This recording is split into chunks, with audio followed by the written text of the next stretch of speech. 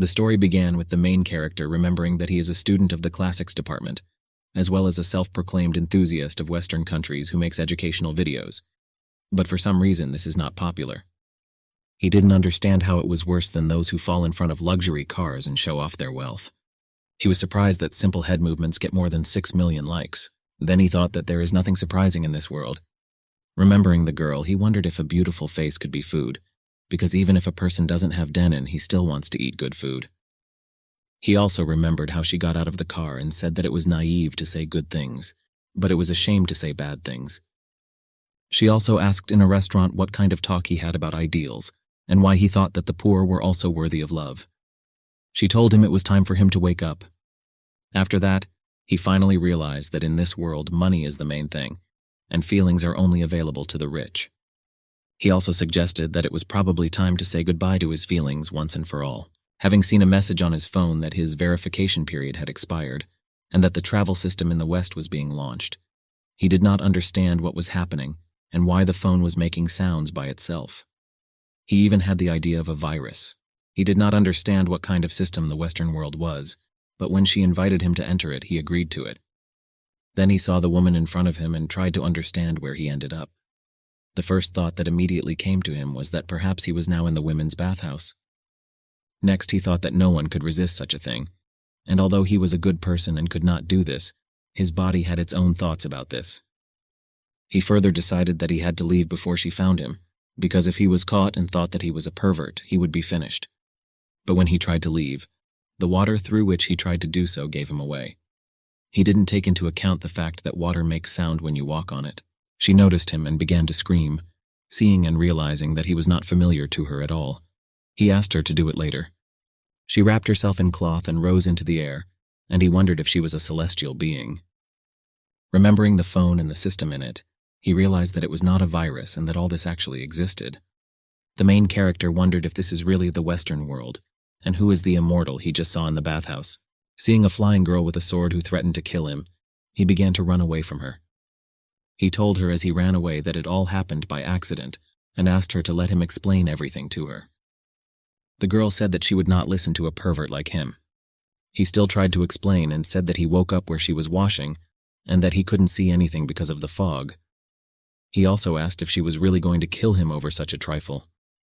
She asked what this nonsense was and what the royal harem staying in this open-air bath had to do with it. He asked if he had really met the queen and realized that he had just arrived in the Western world and had already seen the queen's body. He further decided that since this woman is an empress and has to levitate, he cannot afford to waste time on her and must find a way to leave. He drew her attention to the Monkey King Sun Wukong and began to run away until she believed it and began to look for him. She realized that he had deceived her and began to catch up with him, asking how he dared to deceive the empress and who gave him the right to invade her chambers. She promised to take his life for this. He realized that flying is faster than walking. At the same moment, the system congratulated him on his successful meeting with the empress, for which he would receive a talisman of divine movement, invisibility, a pill to raise the level of cultivation, and much more. After he used all this, she asked not to run away from him, and the question arose in her how he knew how many spells. At that moment, her servants came and asked her forgiveness for coming late. She asked them to catch this guy for her and bring him to her alive. Enjoying how good the talisman was, he knew that neither this empress nor even the Monkey King could catch up with her with it. But he was unable to run far due to lack of energy, although he escaped. He wondered what other opportunities he had, but he decided to find out a little later, and now he decided to lie down and enjoy this wonderful day. Seeing a notification about the successful linking of Westworld to short video, he clicked on it, and the question arose in his mind whether this was some kind of system code. He became interested in what was in the in-game store, and having selected it, he saw it and a message that the player could shoot short videos to receive likes, which could be exchanged for goods. Seeing the variety, he was surprised that there were different spells, pills, magic tricks, magical treasures, fruits of immortality, and much more. He was even more surprised to see there were pills that could bring the dead back to life, and a book of transformation, an elixir of transformation, a golden eye, and all the mythical techniques of the Western world available in this store. He then remembered that short videos were being made all over the world, and he wondered if there was a better way to make a splash. And at that moment, the thought came to him about the option with the Empress, because her face and her temperament surpass all the most beautiful women on earth. but her conviction remains the only problem. He didn't understand how to convince the queen, whom he had just looked at naked, and she was probably still thinking about how to dismember him into pieces. He further remembered that he had an invisibility amulet in his package for beginners, which he had forgotten about.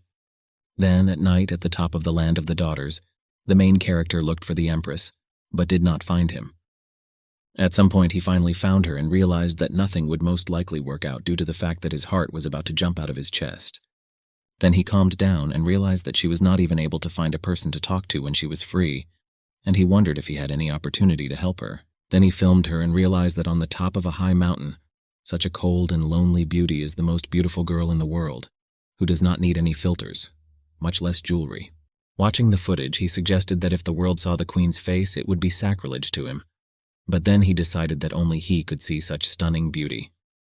She heard something, turned around and realized that that same stupid thief was watching her again, and it seemed that he was that same legendary person, and moreover, he was the first who dared to talk to her like that. The main character understood what she thought of him, and also understood that it looked like he was really handsome, because even the queen was fascinated by him.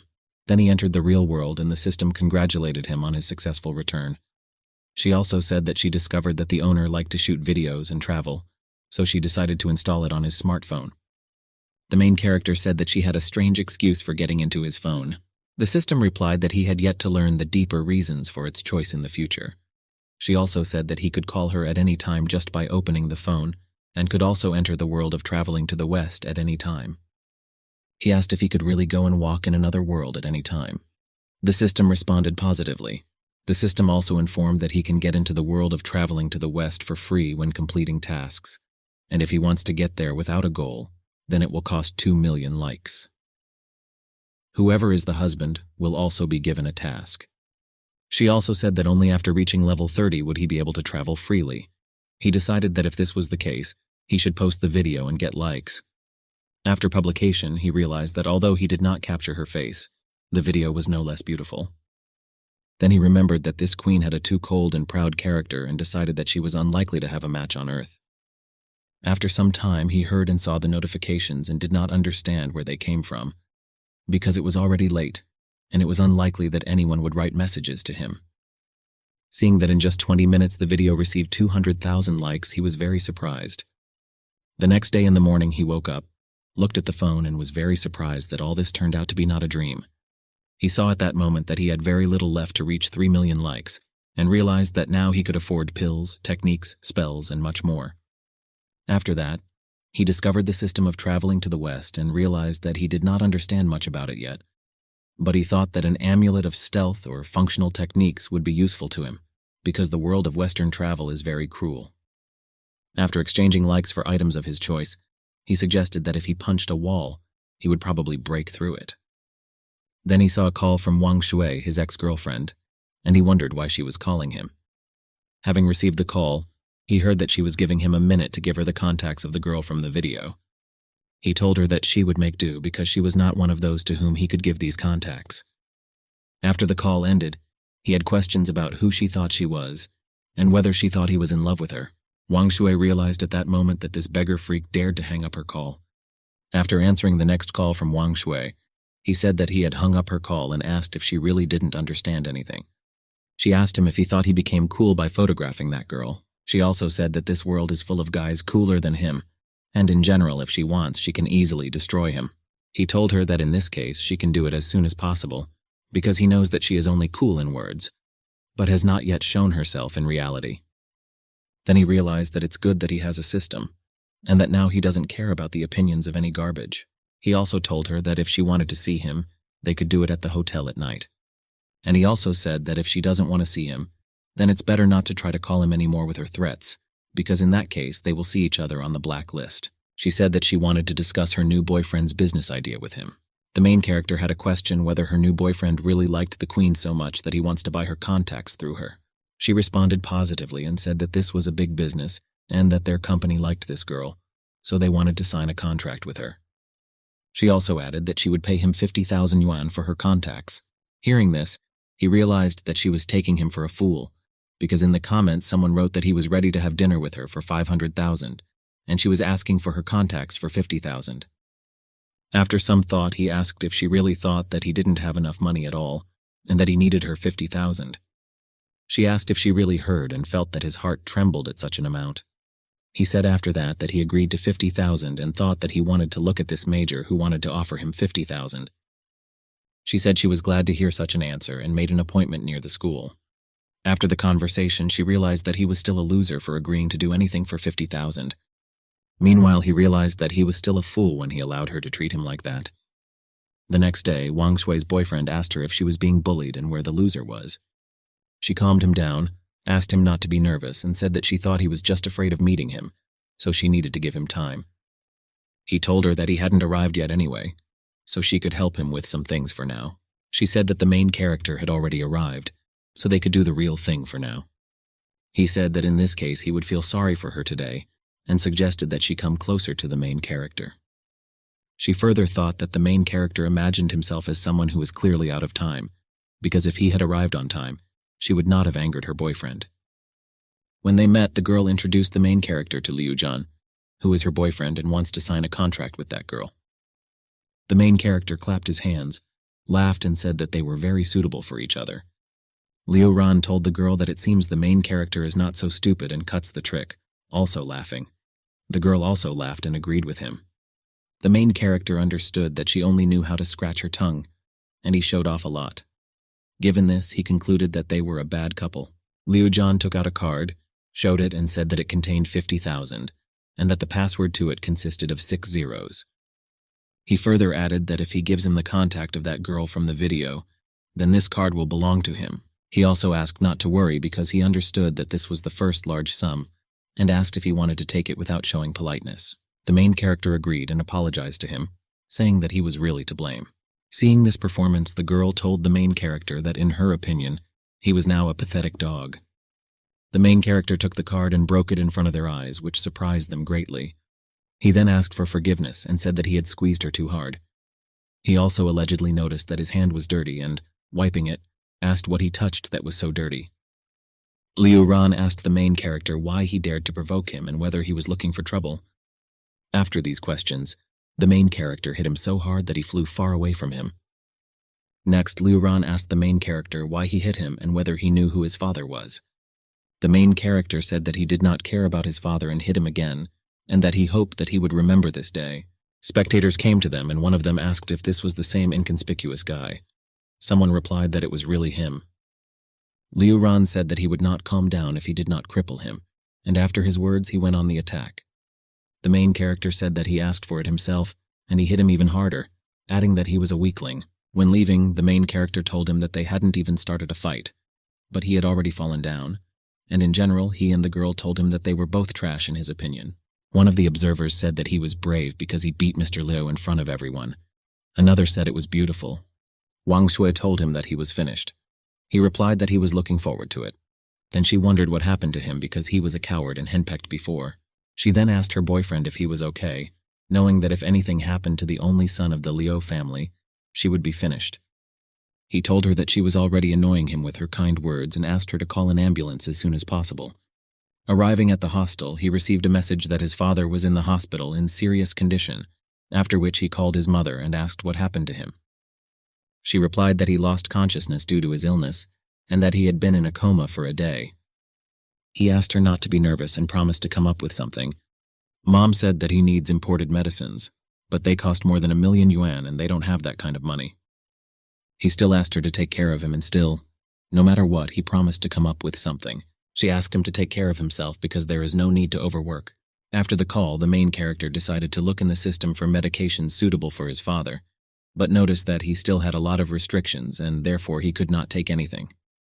Next, he remembered the Juyan pill and realized that if he could sell the Juyan pill to some rich stars, then he would definitely be able to get the required amount.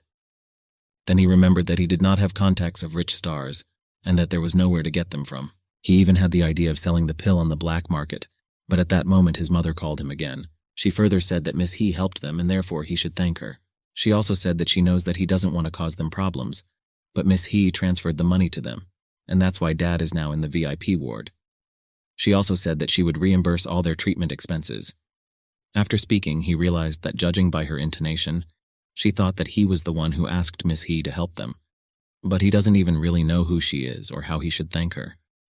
Moreover, she allocated such a huge amount, and even if she was rich, he didn't understand why he would give 1,000,000 yuan to strangers. Then a woman called him and said that it was she who paid for his father's treatment. He understood that she was a stranger to him and her help was a mystery to him. He Bingshui further said that her goal is very simple, and he wants to get the contact information of the girl in the video from him. The main character said that he thought it was some kind of big setup, but it was just because of contacts. The woman suggested that the payment for his father's treatment be considered a gift in honor of meeting him. She also said that if he wanted, he could ask her for something else, only within the bounds of decency. He said that in fact he would like to give her contact information, but she demanded that he not give her contact information to anyone. He also said that she did not want to become famous, and that she wanted to enjoy a quiet and peaceful life. She asked if he could film her face for her.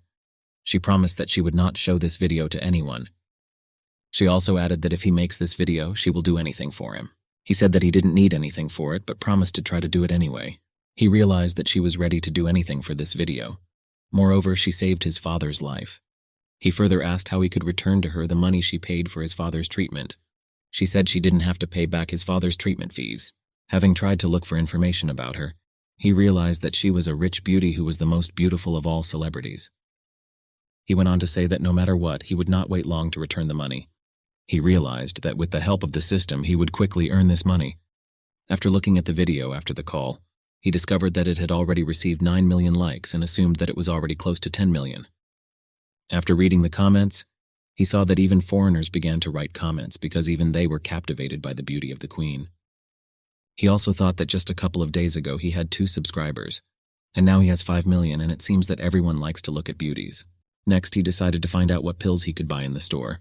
In the store, he saw that one pill costs only 50,000 likes, and since he already has more than 9 million, this is mere trifle. Having bought some of them, he didn't know what would happen if he ate 5 pieces, but he decided to conduct an experiment. After taking them, he acted as if he had a high fever. Having eaten only 2 pills, he was already filled with strength, and he wondered what would happen if he ate the remaining 3. When using it, he even wondered if he could really defeat 10 enemies with one fist after taking them. After taking 3 more pills, he felt even stronger. He felt as if this force was trying to tear his body apart. After 10 minutes, the system congratulated the main character for reaching the peak of the base level. After seeing and hearing this message, he asked if there were also levels of cultivation in the Western world.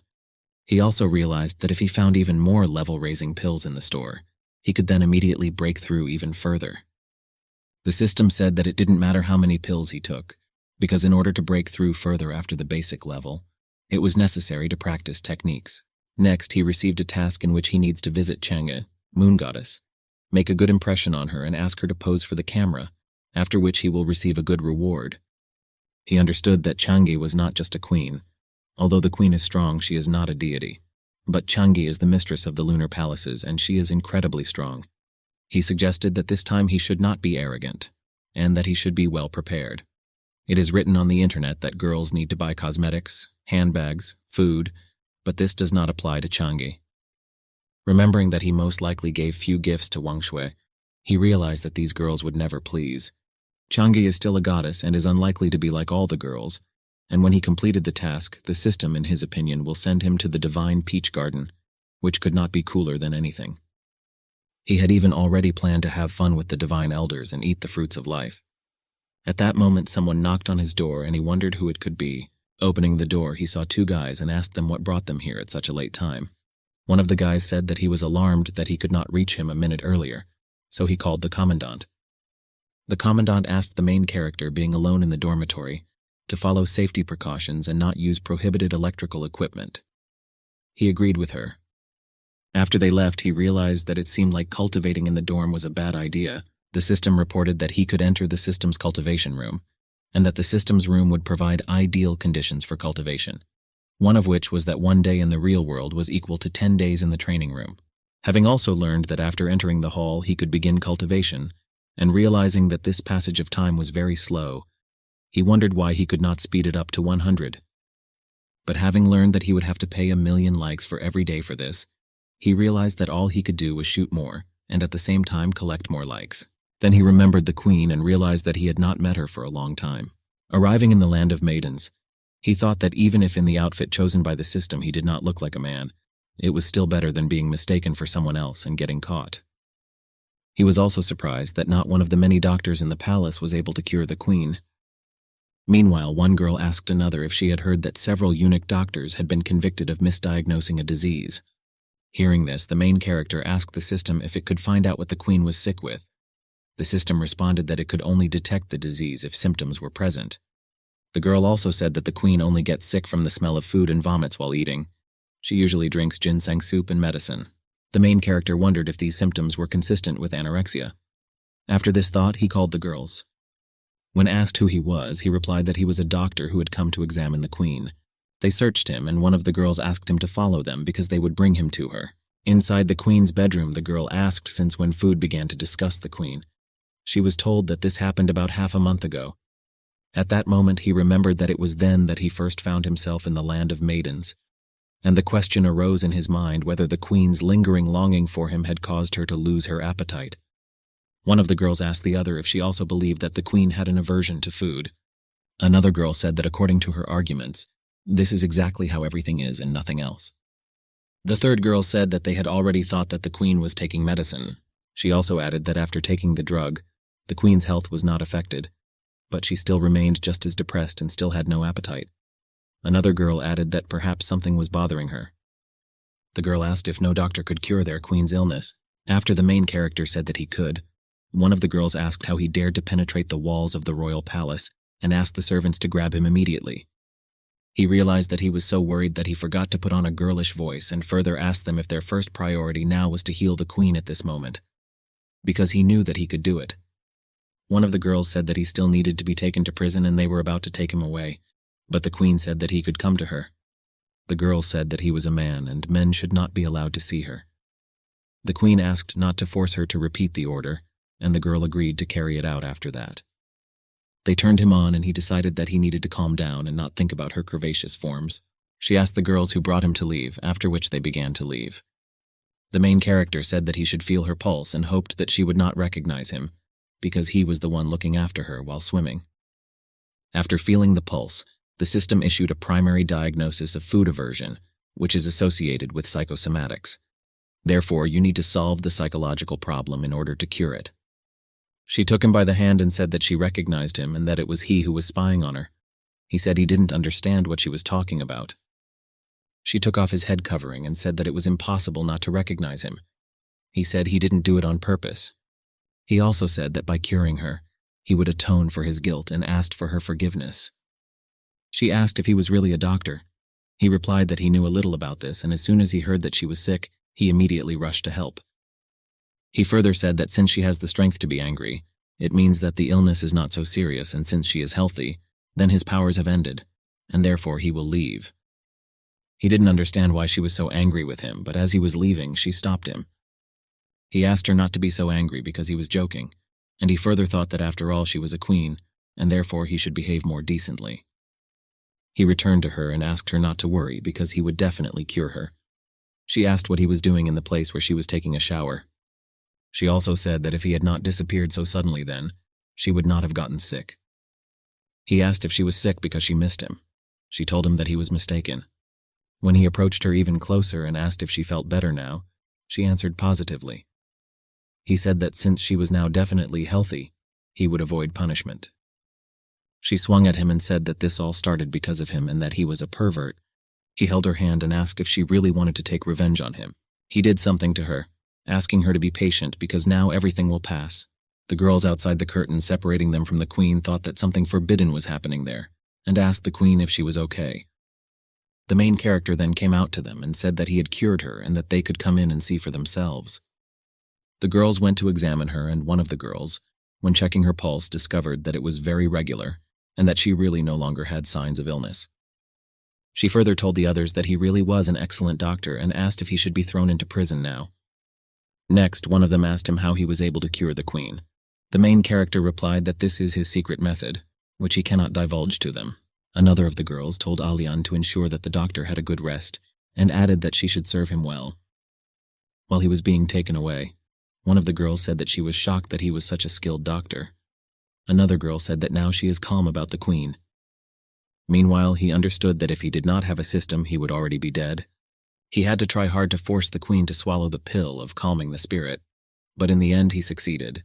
After all this, the system congratulated him on completing an additional task, because he managed to gain the favor of the queen and receive a reward in the form of 3 spells with which he can turn any material into gold. After seeing this message, he liked the whole thing. After all, judging by this whole situation, we can conclude that he stole the queen and also received a reward. After half a month of cultivation, the main character managed to move forward by as much as 3 levels. But he still has many limitations, and besides, he did not completely cure the queen, because he did not solve her psychological problem. At the same moment, he felt a sword on his shoulder, and realizing that it was her, he asked her to talk calmly. He didn't understand why, after the queen's favor with her, she still wanted to kill him. She asked him not to tell anyone about what happened that day. He asked what exactly happened.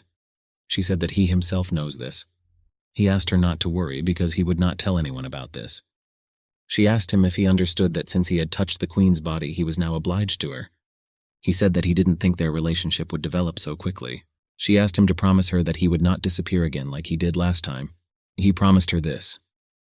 Meanwhile, in the hospital, Liu Ran came to his senses and told Wang Shui, who was sitting next to him, that he would kill the main character.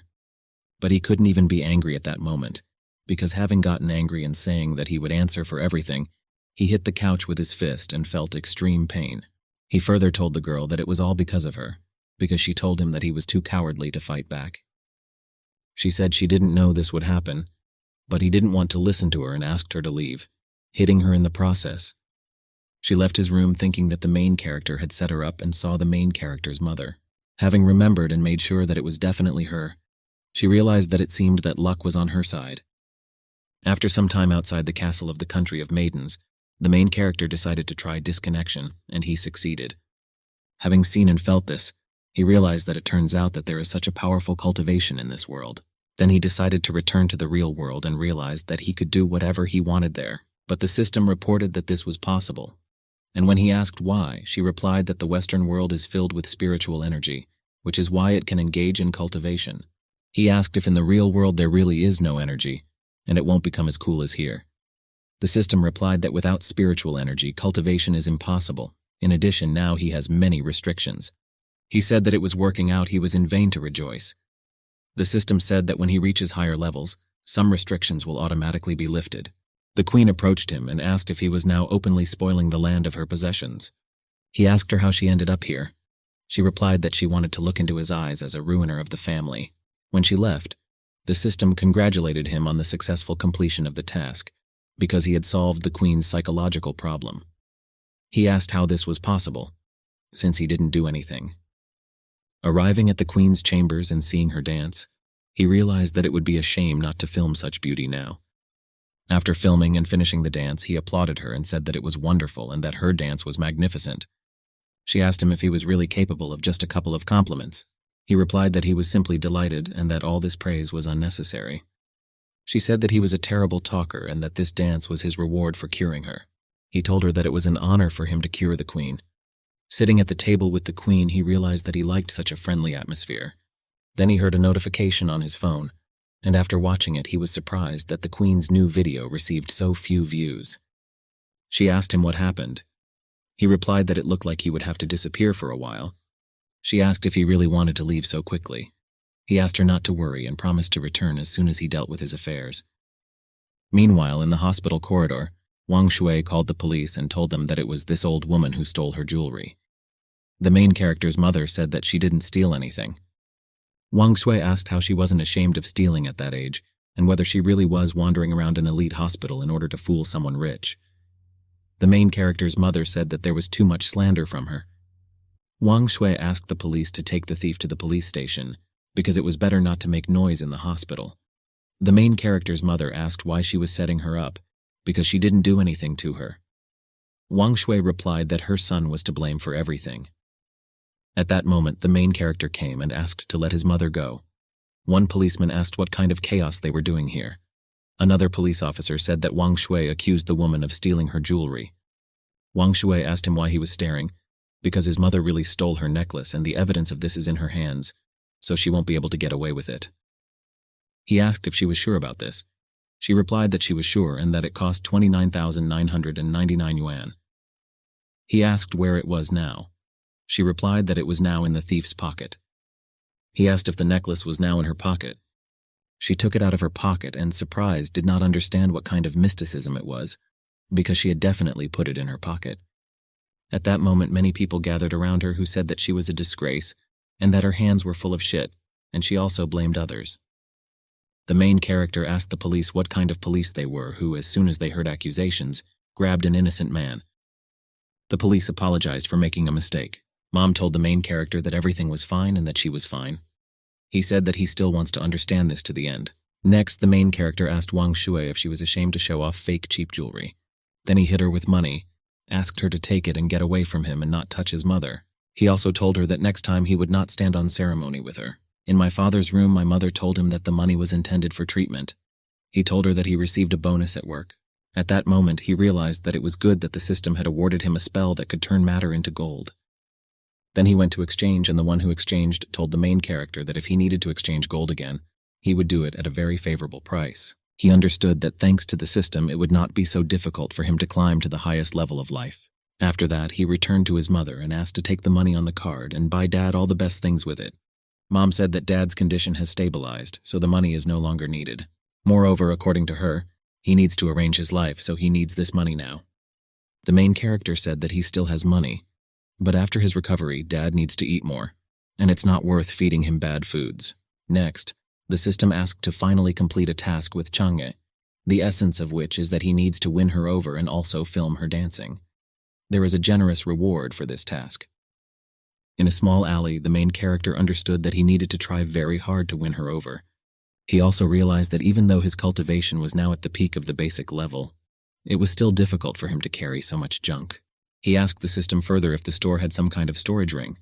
The system responded positively. He read a post about an entry-level storage ring with 10 square meters of space placed in it, and traded it for 500,000 likes. After that, he placed all his junk there and realized that it was now much more convenient. Next, the system offered to move to the lunar palaces, and after agreeing and getting there, he asked her if she could land him more softly. The system responded that it had done everything in its power. Then the question arose whether these were the same lunar palaces, and whether he would soon see the legendary Chang'e, and what she generally looked like. A little later he saw the girl, and the question arose in her mind whether she really was Chang'e, and whether she really looked like that. She asked who he was. He replied that he didn't burst in here on purpose and that he was traveling through worlds, so he wandered here by chance. He also added that the aura of loneliness drew him here, so he unwittingly ended up here. She asked if it was true. He asked for forgiveness if he had offended her in any way. She didn't understand why he actually came here if he had magical powers, and she asked after thinking whether he really travels through the worlds. He responded positively and said that now he would clear her doubts, and then he thought that it was in vain that he was deceiving an innocent girl. In this case, she asked him to tell her what other worlds he had already visited looked like. He shared a lot of things about his world, including the fact that he captured a lot of beautiful moments using his phone. She said his world was quite interesting. He said that if she really liked him, then he could take her there with him. She said that the Jade Emperor does not allow her to leave the lunar palace. He realized at that moment that even though she is a deity, her life really passes in complete solitude. Next, he suggested that she try at least one of the packets of chips because this should lift her mood. She tried them and said that they were really tasty and that it really lifted her spirits. The main character, meanwhile, realized that he could not even think that the little goddess Chang'e loved to eat so much. Then she decided that she could now be very embarrassed because she had completely forgotten about her image because of the delicious food. After thinking about it, she said that although these chips were very tasty, she forgot about everything in the world because of them. He told her that right now she looked very cute, and if she liked them, then she could eat as many of them as she could. He took out his phone and started filming her, and at that moment she asked what he was doing. The main character replied that one should always try to capture beautiful moments. The main character said that in fact, besides this function, his phone has many more interesting things that he can teach her. Then she asked him to quickly hide, having heard some rustling. He didn't understand what was happening. After the main character hid, a maid came to her and said that after the 15th, Lady Wang wanted to have a banquet, and so the emperor ordered her to prepare a dance. After she left, the main character came out and asked Chang'e what this maid could do. She replied that she was already used to it. She further added that participation in the banquet is the only way to leave the lunar palace. The main character realized at that moment that she should enjoy life, but she was like a bird that was locked in a golden cage. Next, he took something out of the ring and said that this thing is called a music box. After that, he showed and said that if she pressed the button, music would play to which she could dance. Then he saw that she began to dance and began to film it on video, thinking that perhaps now she was happier than ever before. At this point, the system congratulated him on completing the task and rewarded him with 72 transformations. But even with them, he understood that he could not help her get out of here. He understood that his strength was still not enough to resist the Jade Emperor. After finishing the dance, she said that he could consider it his gift. He took her hand and said that since it was late, it was time for him to leave. He had already planned to post a video, get a bunch of likes, and get more valuable artifacts that would increase his power. She didn't want to let him go and asked if he would come to her again. He replied that she should not worry because he would definitely return to her. Walking out the door, he thought that someday he would definitely be able to take her away from this place. Meanwhile, in the Talk office, the protagonist's colleague, Wang Chiwei, showed the video and said that the protagonist's video had again gained unprecedented popularity. The head of the department, Long Shui, said that he was just a rookie who was lucky. He said that, however, he thinks that it is thanks to her that he is able to make short videos at a good level. He further added that they could steal his account, and then they would have a huge resource. He also said that they could take over his account and divide the money from views between the two of them. He also added that the account is very popular and very valuable from a business point of view, and by taking possession of it, they will be able to get rich, and when they become so popular, even the director of the company will depend on them. Hearing what she said that he was right, he realized that it is very easy to deceive women, because for his own benefit he is ready to say goodbye to his conscience. After that, he approached the main character and said that he would now report to the head that he was playing on the phone at work.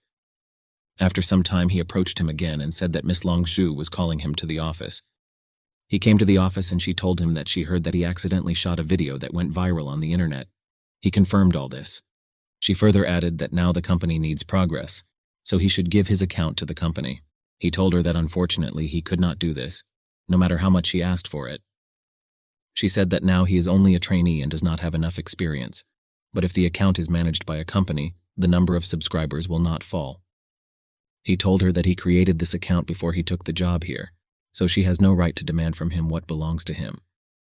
He understood that she wanted to steal fame from him, which he was not ready to give up. At that moment, Wang Chiwei came to them and said that they were civilized people, and if he gave the account to the company, the head of the department would give him a practical test, after which he could easily go for a promotion.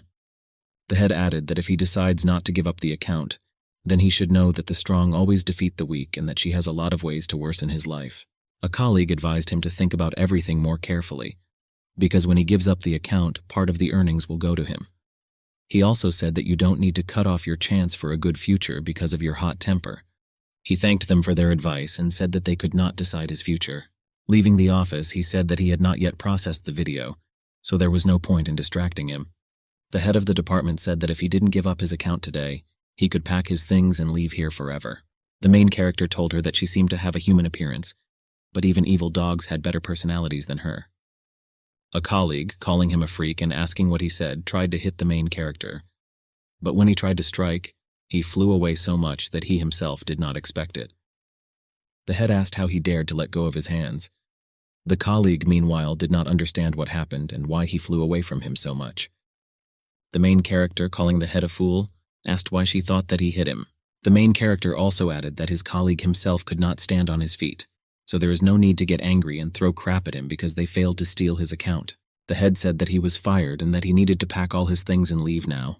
The main character said that he didn't want to work in a company with idiots like them, and threw her a letter of resignation. At that moment, the director came into the office and asked why they weren't working and what they had done here. The head said that he came on time and could see for himself. A colleague said that the main character is a complete cunning person, because they work as a team and he wants to take all the credit for himself. The head said that she wanted benefits for their company, and the main character, in response to her anger, decided to quit and also hit her. The director drew attention to the main character and said that it turns out that he was the same Chen Shuo, whom he had long wanted to meet in person. The head asked the director if he had mixed up anything because it was he who had caused chaos here.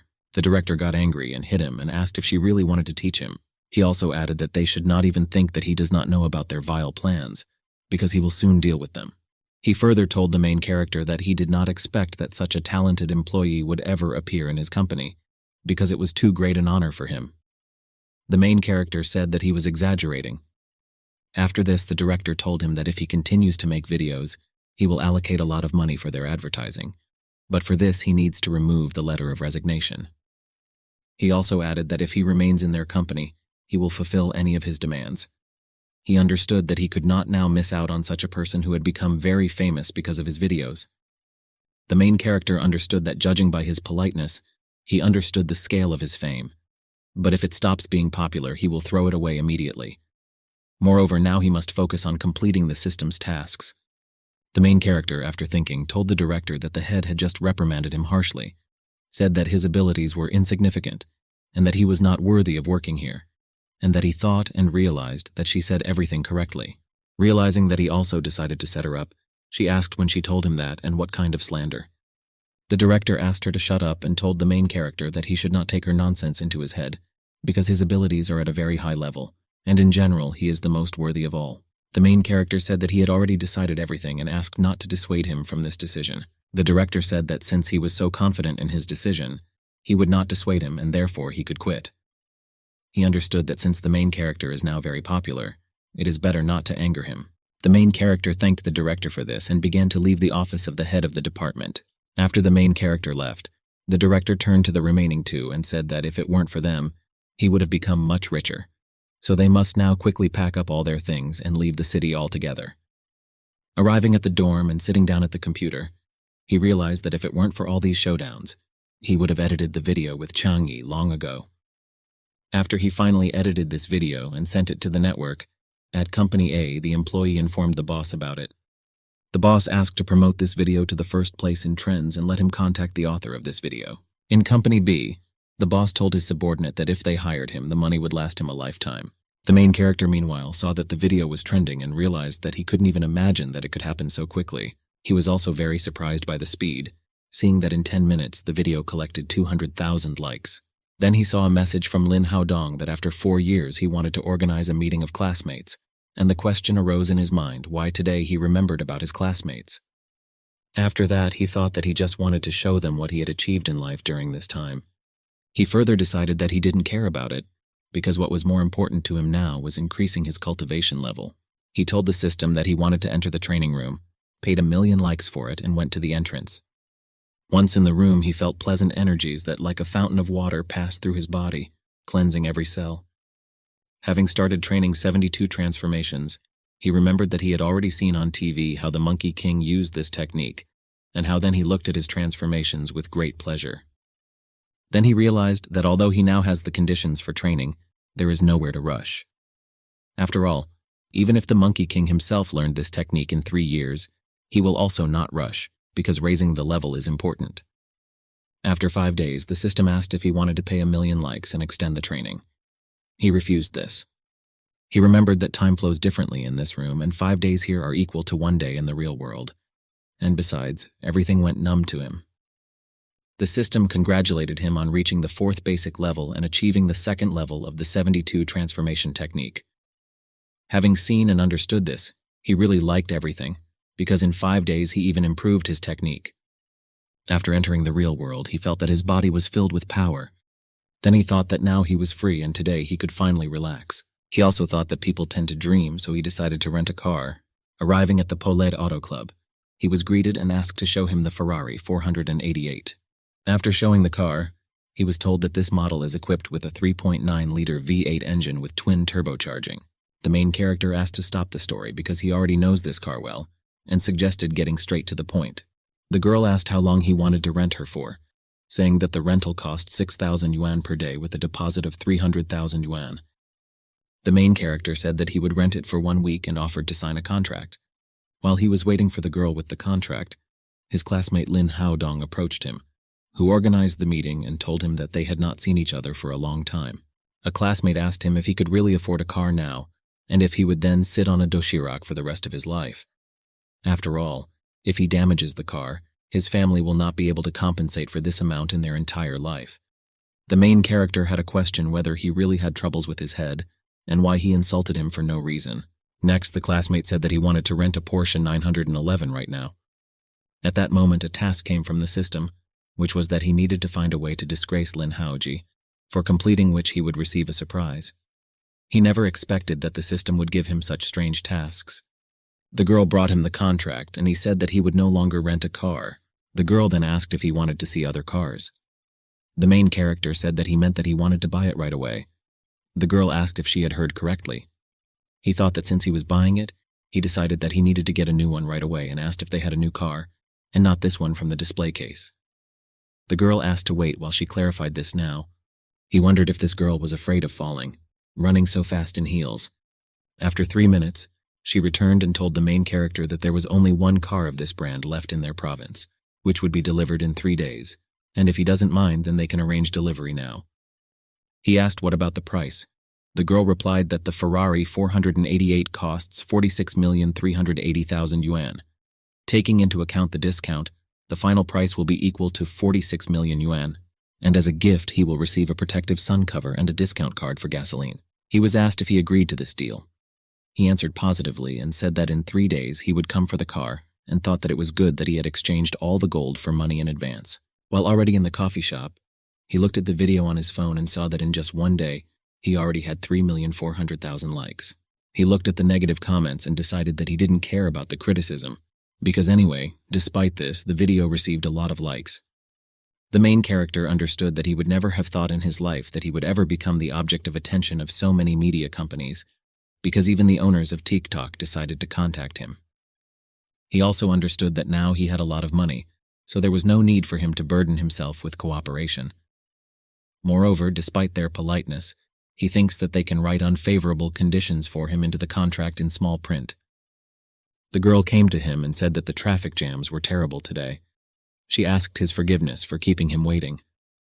The main character said that it was okay because he had just arrived, after which he offered to take the menu and order what she wanted. The girl ordered a glass of Americano and the main character ordered a latte. After the waitress left, the girl asked where the photo was. The main character handed her the photo and said that he had prepared it in advance.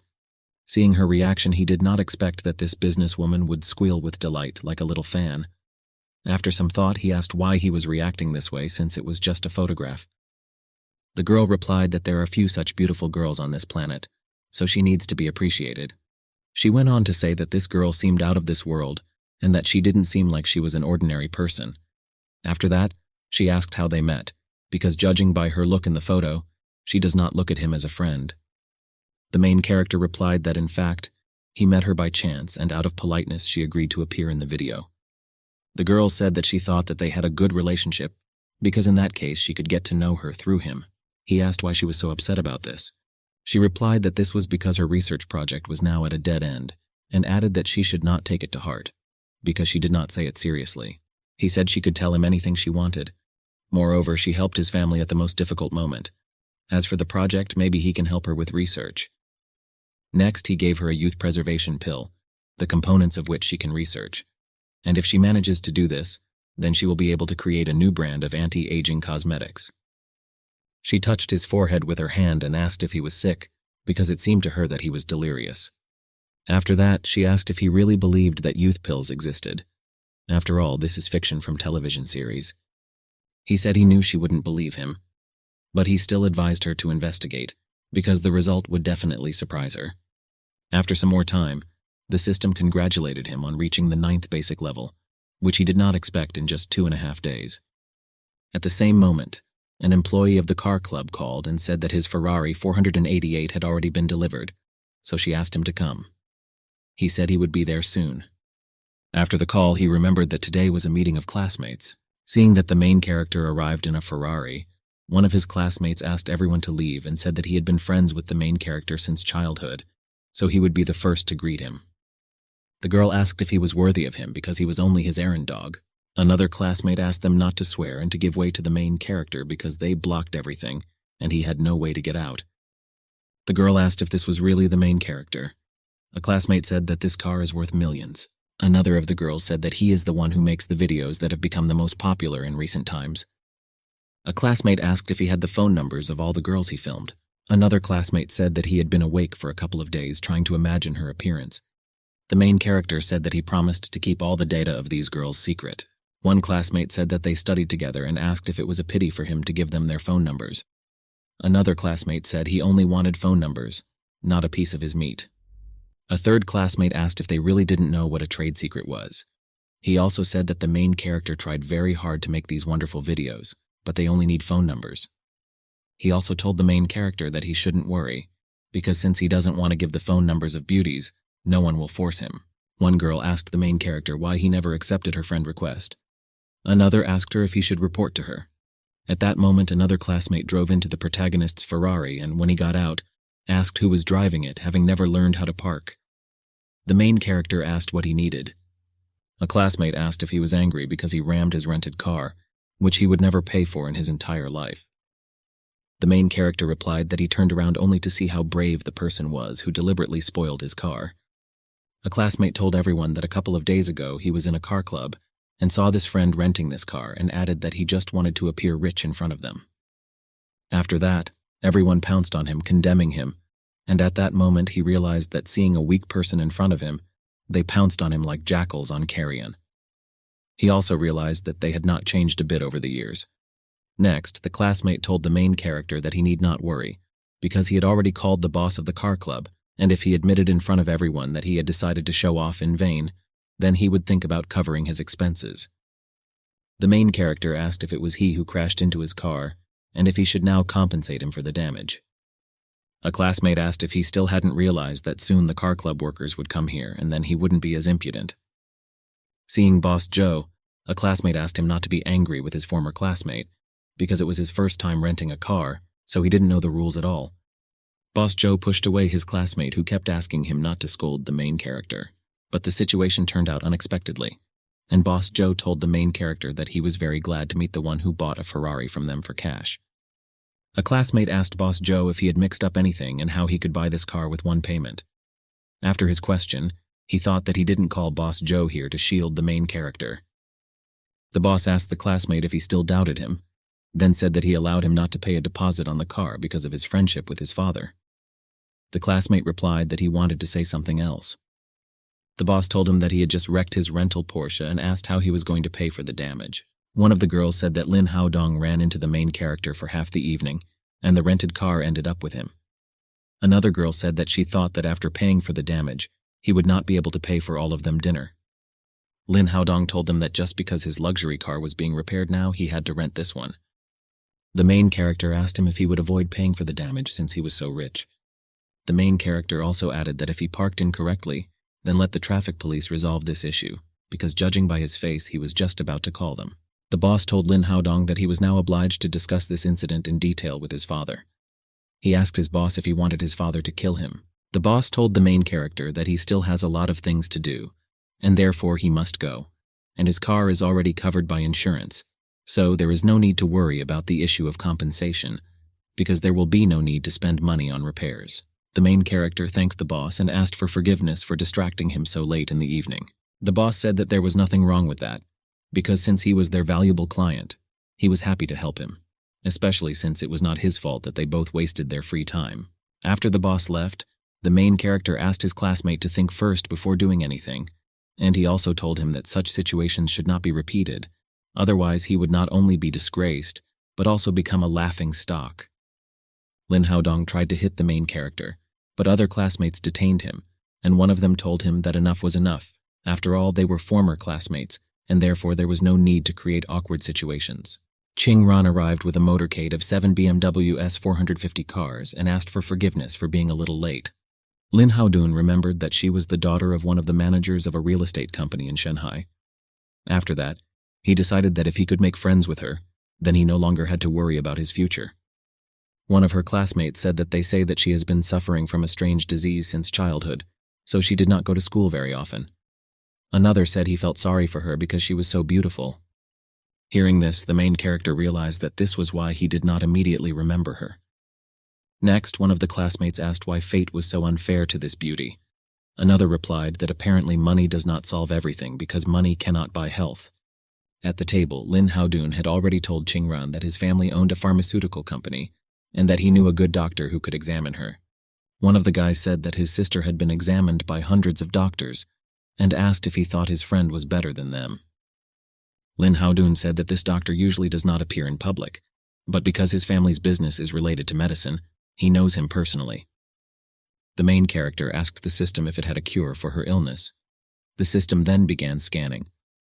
After scanning, the system reported that her body was full of energy, but she was not moving due to stagnation. The energy channels are almost completely clogged, and that is why she has no more than 3 months to live. He wondered whether even in this world there are people who have cultivation energy in their bodies, and whether cultivation is also available to it. He also had a question about how it could be cured.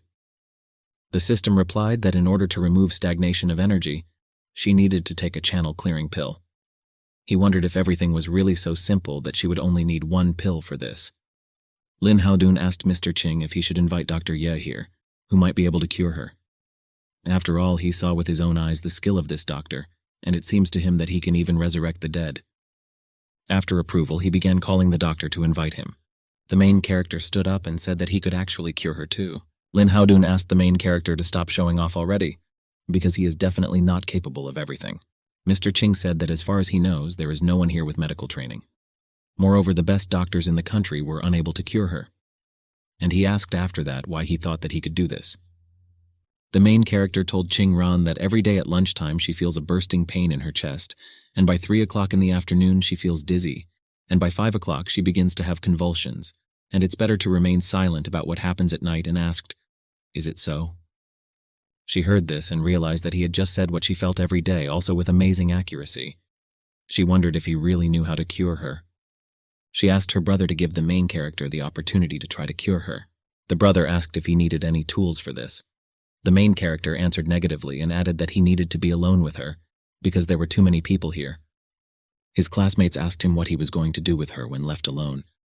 The main character said that if they were also worried about her, then her brother could come with them and see what he would do with her.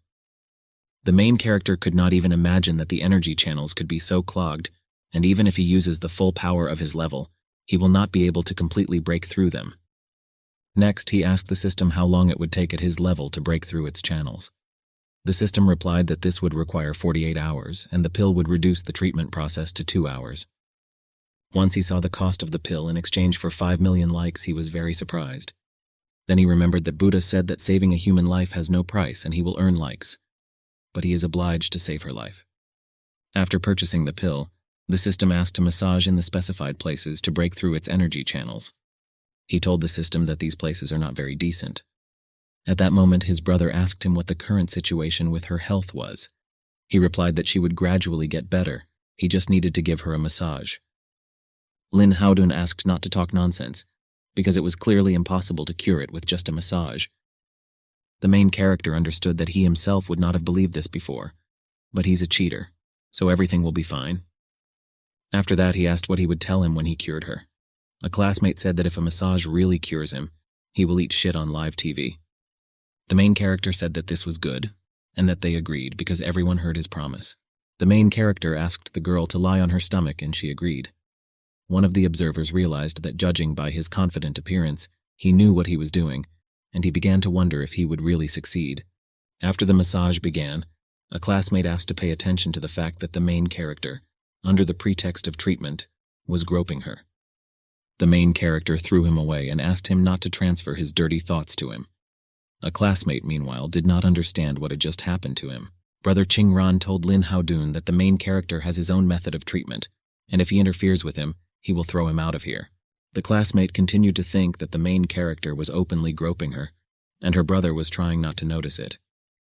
After some thought, the classmate told his brother that he was right, and after that he thought that his friend would come and disgrace the main character. After some time, Dr. E came, and when he saw the main character, he asked him to take his hands off the girl, because this way he would only kill her faster. The girl's brother asked the doctor if he was serious when he said that. Lin Haodun said that he was more than serious, and suggested that they just look at the strange methods of this idiot who wants to torture Ching Ran. And besides, a massage cannot cure anyone. Then he began to pull the main character away and asked him to leave here as soon as possible, because otherwise he would kill her. The main character understood that this former classmate of his was actively interfering with him, and it seems that Mr. Ching also believed that doctor. Further, he also realized that if he forcibly treated her, Mr. Ching would stop him. Therefore, he decided to leave some of his energy in her body to stabilize her condition and leave. After him, the doctor approached the girl and inserted needles into her body, beginning treatment with his method. A classmate told the main character that this is how real doctors treat, and he only groped her but did not cure her. Seeing that the girl had blood in her mouth, Mr. Ching asked the doctor what he did to her.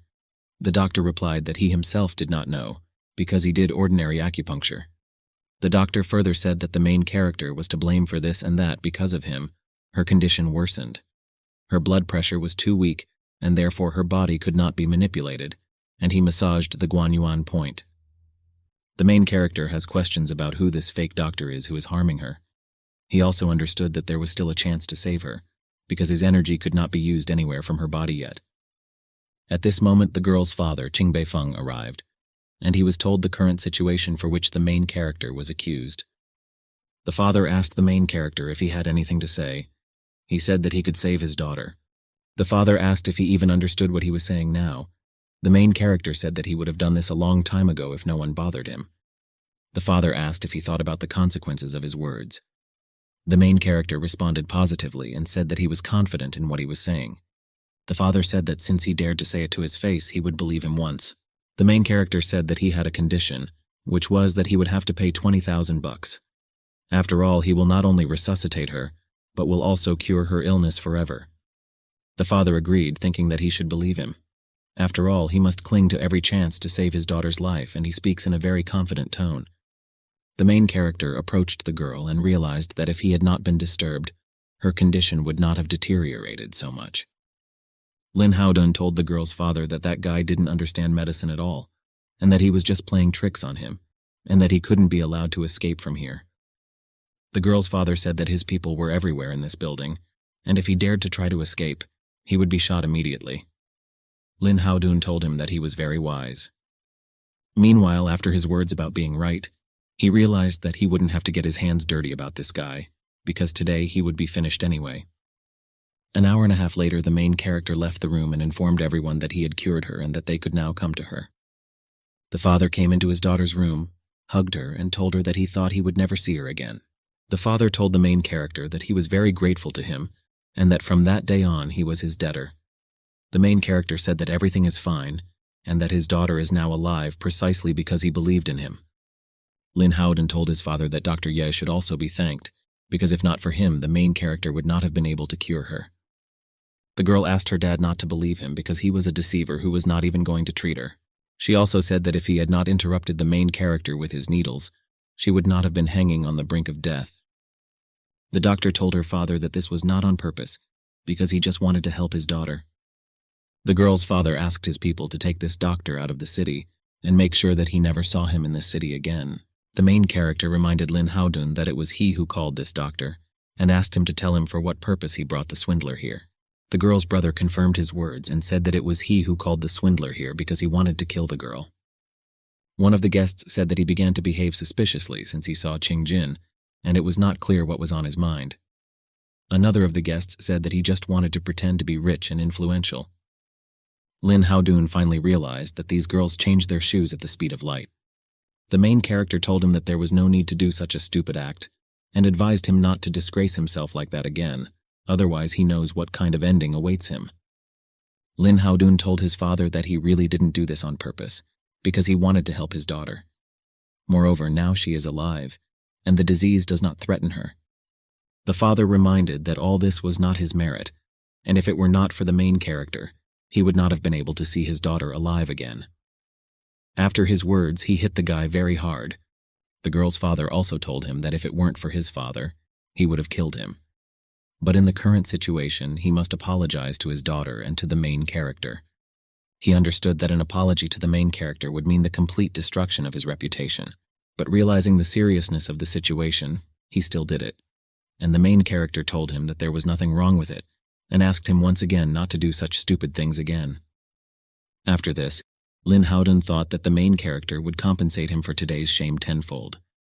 At that moment, the system congratulated him for completing the task and receiving a reward in the form of 3 good luck spells and 3 bad luck spells. The main character asked what the other 3 spells of failure were. The system replied that if you stick this spell on a person, his luck level will decrease by 1 month. For using this spell, he will receive a spiritual pill as a gift. The protagonist asked the system to use all 3 failure spells on Lin Haodun. The system complied with his request. Immediately afterwards, he tripped and fell, after which, having smeared himself in food, he stood up and moved on. Those who looked at him at that moment felt very funny. The girl asked if he was really so scared that his legs were shaking from fear. The main character understood that if he had not touched him, he would not have taken revenge on him, but he asked for it himself. Next, the main character told the girl's father that he hoped that no one here would inform others about what happened here today. The girl's father said that he had nothing to worry about, because they promised that they would keep today a secret. The main character thanked him for this and realized that after all, he was not a doctor and the system only helped him. Therefore, it would be better if no one knew about his abilities. After all this, he decided that now he could get into the Western world, if only the system would give him a task in it. At this moment, Ching Ran ran up to him and said that she was very grateful to him. He said that it was nothing and that you shouldn't take his help to heart. He also added that since she had just recovered, she should not subject her body to heavy stress yet. After returning home, he asked her to start eating healthy, eliminating cold foods and eating a variety of foods, to which she agreed. He further said as he left that it was getting late, so it was time for him to leave. He also said that they would see each other again. After some time, the system asked him to go to the Heavenly Palace and save the Flower Spirit, for which he would receive a weapon of the highest quality. Questions began to arise in his mind as to what kind of weapon this was of the highest quality, whether it was a golden staff or another sacred weapon. Having chosen to go to the Heavenly Palace, he landed on the ground and said that he had asked for a softer landing. The system promised to be gentler with him next time. Rising from the ground, he realized that he was not in the Heavenly Palace, and the question arose in him, what kind of primeval forest this was. The system told him that in the Western world there are 33 heavenly palaces, and each of them has its own worlds. He ended up in the 7th heavenly palace, the Viburnum Palace. He wondered if these were all parallel worlds. Then he realized that it turns out that palaces have the shape of a tower, where each floor has its own virtual space. He also told the system that he had already come to save the Flower Spirit, but there was no one here. He also noticed that even the system turned off at such a dangerous moment, leaving him alone. He then saw the girl and assumed that most likely she was the Flower Spirit. He also saw that she was fighting with someone who was clearly stronger than her, and realized that an ordinary person would come to an end if he decided to fight such an enemy. But the system brought him here, and precisely for the purpose of salvation. The main character asked the system if it was sending him to his death. She replied that since he has her, he is no longer considered an ordinary person. He said that although this is true, he only has a basic level of cultivation, and compared to the Flower Spirit, he is simply a nobody. The system reported that the task could not be changed, and if he himself had already agreed to accept it, then if he refused the task, the system would no longer give him other tasks. After that, he asked the system what kind of monster it was. The system replied that it was a steel wolf with a Lingji level at stage 9. The main character asked if this was not the same monster who, judging by the legends, was the only one who was able to deceive the master's students and made Sun Wukong himself cry. For the Monkey King, this monster would be a bug in his opinion. The wolf asked Malva why she decided to attack him today, because they lived in peace for 500 years and did not interfere with each other. Malva asked the wolf how his conscience allowed him to say that they did not interfere with each other. After all, a couple of days ago she was supposed to raise her level, but he prevented her from doing so. The wolf said that if she raised her level, she would absorb all the spiritual energy, and he would have to replenish it for hundreds of years. He also asked if she thought that in such conditions he would be able to raise his level, because her failure was an opportunity for him. Malva said that he would answer for choosing to fight her at such an important time for her, and anyone who interferes with her will die. The main character asked the system if she was sure that he should save this mad girl, because if this is so, he needs 5 diamond power spells and 5 stealth spells, and a lightning spell would not be out of place. He understood that he had to be well prepared against such a strong enemy, and if he didn't save her, he would lose his reward, and moreover, would be stuck here. Seeing that Malva was indeed already in danger, the main character used 3 lightning spells and 5 diamond power spells against the wolf. Further approaching the girl, the main character told the system that he saved the Flower Spirit and asked what to do next. The system opened a portal. Waking up in his bed, he had a question about why Malva was transferred to his world with him. The system congratulated him on completing the task and gave him a sharp eye as a reward. Having accepted the award, the main character felt as if he had been blindfolded with gauze. The system reported that the next task would begin in 15 days. He agreed with this and decided to find out for now what kind of sharp eye it was and whether it was the same eye as it was described in the legends. Looking with those sharp eyes, he realized that the Monkey King could easily detect evil spirits and distinguish good from evil. In addition, he realized that he now had the ability to see through objects. Seeing the girl, he remembered that he had completely forgotten about her recently, and asked the system how he should manage her now. Having seen the answer from the system that it could not interfere in such matters, and that he could dispose of it as he pleased, he said that this was not what he meant. He further told the system that he is a decent man, so he will not take advantage of this situation for such things. He also decided that he needed pills of immortality, snow-white skin, flesh, and the return of the soul. He didn't know if the pills would help her, but he decided he should try it anyway. Having let her use all this, he saw the result and realized that this was still a good medicine, because with its help her severe injuries healed instantly.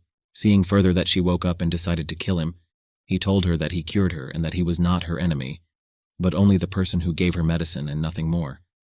She calmed down, thanked him, and asked what this place was and why she was here. He said his name and added that he travels to different worlds, and when he wandered through her world, he saw her lying unconscious. So he took her to his world, which is called Planet Earth. She said her name and thanked her again for saving her. He asked her if she had always lived in that forest. She replied that for as long as she could remember, she had always lived there. She further said that at some point a large and stupid wolf appeared and wounded her. Previously, he could not defeat her, but a couple of days ago, he stopped her from raising the level and taking revenge on him. She also said that it was good that he was there and saved her in time because she could have died. Meanwhile, He Bingsue's subordinate treasured that they looked for this girl from the photo all over the country, but they never found it. She went on to ask if it was possible that she had used Photoshop. The director replied that this cannot be, because a face can be photoshopped, but this temperament is definitely impossible to fake. She feels that she definitely exists. After this, the director said that they needed to ask their people to do a detailed study of the protagonist's environment. The subordinate agreed to begin executing the order. After her subordinate left, she thought that if she exists, then she must find her. Meanwhile, Malva approached the camera and asked the main character what this thing was. He replied that this is a video camera that he uses for filming, and which can capture any event. Then he showed the phone and said that it was also suitable for this and that it was even more convenient. When she asked if he could capture her, he answered positively and said that he was very glad that she herself asked him about it. In his thoughts, he understood that he was very lucky, because it was quite possible that now he would make a popular video again. He then suggested that we look at what he had already filmed before. She looked primarily not at the video, but at the fact that this rectangle was very mysterious. She said that she saw a little girl there who was locked in a box and asked why she was laughing so joyfully if this was true. He realized that she didn't seem to understand the point of filming. She also added that there are so many interesting things here that she doesn't even want to return to her world. He told her that no matter what, she would have to come back because she was not from this world. The girl said that the flow of qi in her body was disrupted, and if she returned to her world, the steel wolf would immediately kill her. And she also asked him if she could stay here. He had mental questions about whether she really wanted to live in the same dorm room with him, since she had nowhere else to stay. She further asked if he would really not take pity on her and allow the steel wolf to kill her. Without waiting for an answer, she began to cry and asked to return her, since he did not care about her and did not want to take care of her. He said at that moment that she could stay. After that, she was happy and said that she knew that he was the best. At that moment, he noticed that her behavior quickly changed, and he felt as if he was being scammed. Then he began to think that it was too late now and that she needed to find housing. He also remembered that she was from another world and therefore decided that she could not be left alone. She went into the shower and he heard what she was saying about water, which she found very interesting because it can be controlled. When he came to her, he said that it was already late, so it was time to sleep, but she invited him to swim together. He refused and began to leave, mentally reassuring himself that she was a creature from another world and did not understand anything, so he could not think about such things with her. She asked what was wrong with him. He replied that her clothes were wet, so it was better to change them, otherwise she might catch a cold. She used her power to dry herself and her clothes and then asked him if they were dry now. He answered positively, but since she is now in the human world, it is better not to go outside the building in such clothes. Therefore, she should wear what he gave her for now, and tomorrow he promised to buy her new clothes.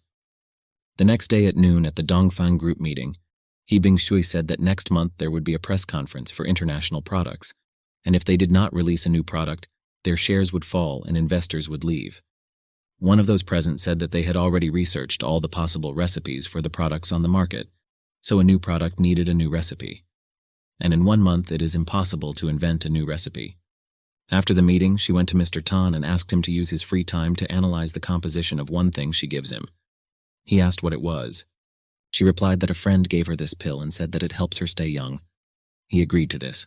He further realized that it looked like Miss He was at a dead end. Otherwise, she wouldn't believe it. Meanwhile, she was thinking that she had done a stupid thing by giving Mr. Tan this dummy. But if there really is something unusual in it, then girls all over the world will begin to become fans of their products. The main character, meanwhile, brought Malva past the cafe, and when she asked what it was cooking, he replied that it was lamb kebab. They then came to a women's clothing store and she began trying on dresses and other different outfits. He asked to try it all on while in the locker room. At that moment, the girls noticed him, and one of them said that she didn't think he liked younger girls. Wang Shui decided to approach him and said that she accidentally met her former henpecked boyfriend. Meanwhile, he told her that he considers her a mercantile ex-girlfriend. She said she didn't think it had such disgusting taste and asked how she could choose such a cheap store. Another asked if this homeless person had enough money to buy clothes even in this store, because after all, the cheapest clothes here cost 50,000 yuan. Malva came out of the locker room at that moment and asked the main character who these two elderly women were and why they stank so much. Wang Shui's friend asked who she called the old man. Wang Shui said that she wears the best perfume in the world, and if she doesn't understand fashion, then she should shut her mouth. The main character said that the perfume smells good, but once it gets on her body, for some reason it starts to stink. Moreover, according to him, her character is foul and she does not respect others, throwing mud at everyone from her mouth. She angrily asked what he said. He threw one of the rags in her eyes and said that even the best perfume in the world would not cover this stench. While the main character was leaving the store with Malva, Wang Shui asked if it was because of another girl that he was so ready to humiliate her. Outside the store, Malva asked the main character how the earth carries them, because they are ugly people. The main character calmingly asked her to stop being angry with them because they are not worth it. He also added that the more she fights with them, the more it turns them on. So it's better for them to let them bomb and waste their nerves in vain. Then he suggested that we stop talking about such an unpleasant topic and go have something to eat. She happily agreed to this. After that, he went to the dorm room with a bouquet of flowers in which the girl was. In the room, she turned from a bouquet into a girl and rushed at him laughing. He asked her to warn him next time when she turns back into a human. He further realized, as he watched the joyful girl, that it seemed that both humans and female spirits equally liked beautiful things. Seeing that she began to change clothes, he told her that she couldn't do it in front of the guys, and that she needed to go to the locker room, or at least to the toilet for this. In the morning, she asked him to wake up, and when he saw her, he asked if she wasn't afraid that he would do something to her, and if she wasn't shy at all. She replied that he saved her life, so she is not afraid that he will do something to her. At this moment, the main character realized that apparently the spirits did not understand anything at all about such things. Hearing further a knock on the door with an announcement about checking the rooms, he realized that if the person in charge of the hostel found a girl in his room, then he would be finished. The girl said that she would open it. He asked her to speak more quietly and generally said that it was better for her to turn into a plant now. She said that her energy flows had not yet been restored, so she would not be able to last long in the form of a plant. He hid her under the blanket and cast an invisibility spell on her and asked her to be as quiet as possible. The watchman opened the door with his key and upon entering, asked why he had not opened the door for so long since he was already here. He replied that he had just woken up. Meanwhile, the watcher looked around the room. When leaving, the supervisor reminded that since he lives alone in the room, he must follow safety rules and not use prohibited electrical appliances. The main character agreed and said goodbye. After removing the invisibility spell, he asked her to put on clothes so as not to catch a cold. She said that she would not catch a cold and that, on the contrary, she was even hot under the blanket. He said that he did ask, and he further realized that if she didn't get dressed, he would die from something exploding. She said that since he asked her to do it, she would do it. Ms. Tan called the director and said that this pill really has anti-aging properties. He also said that, in addition, they discovered that this pill can keep the skin youthful for 5 years, and if they continue the research, then their company will have a chance of survival. After the conversation, the director realized that the main character had not deceived her, and that the rejuvenation pill really existed. She understood that she only helped his family, and he gave her a pill that would cost hundreds of millions of yuan. She even wondered if he really didn't know the value of this pill. But remembering how he gave it and what and how he said, she realized that judging by his confident face at that moment, he knew the cost of this pill. But where he got it from was unclear to her. Meanwhile, the main character brought Malva to the restaurant and she enjoyed the food she ordered. He told her that if she liked it, she could eat as much as she wanted. He further noted that he bought pills and spells too often, so he had critically few likes left, and therefore needed to come up with an idea for a new video as soon as possible. He understood that if he filmed simple dances, subscribers would get tired of the monotonous content. The girl said that she had soiled the clothes he had recently bought for her and asked what she should do next. He said that the main thing was that she was not burned, and they would change her clothes and wash them at home. He also asked her if she could dance. She answered positively. He also asked if she would mind if he filmed her and said that she could ask him anything as a reward. She said that as a reward, she wanted to stay in this world for a couple more days and eat at this restaurant again. After that, he brought her to one of the places and she asked him why they were filming the dance here. He replied that it was spacious, and there were hardly any people walking around, so she could use magic. And he will add the background later. Having heard about the background, she conjured something and asked to look. He asked what it was. She replied that she could create illusions, and that her magic would help save him time. Having shot many videos of girls dancing in different outfits, he realized that his life was finally successful. At that moment, some guy he knew called him and said that he should come to the university as soon as possible, because it looked like he was in big trouble. Walking near the director's office, the main character met the director and asked him what happened. The director said that he had finally arrived, because everyone was waiting for him. The director then asked what he had done to offend Miss Ching. The main character asked if we were talking about the daughter of the director of Beifeng Group. The director confirmed this. The director added that today she came to their school accompanied by people in suits and said that she was looking for him. The main character asked the director not to worry because now he will find out everything himself. He opened the door and Ching Ran stood next to it, who told her father that the main character had arrived. The father said that they had not seen each other for a long time. The main character asked the girl's father why he came to him. The director had questions about whether he was scared in vain and whether Mr. Ching came to the main character for a good reason. In addition, it seems to him that they have a very good relationship. Seeing Malva, Ching Ran wondered if the main character had already gotten himself a girlfriend. The director told Mr. Ching that he would leave them. Mr. Ching thanked him for this.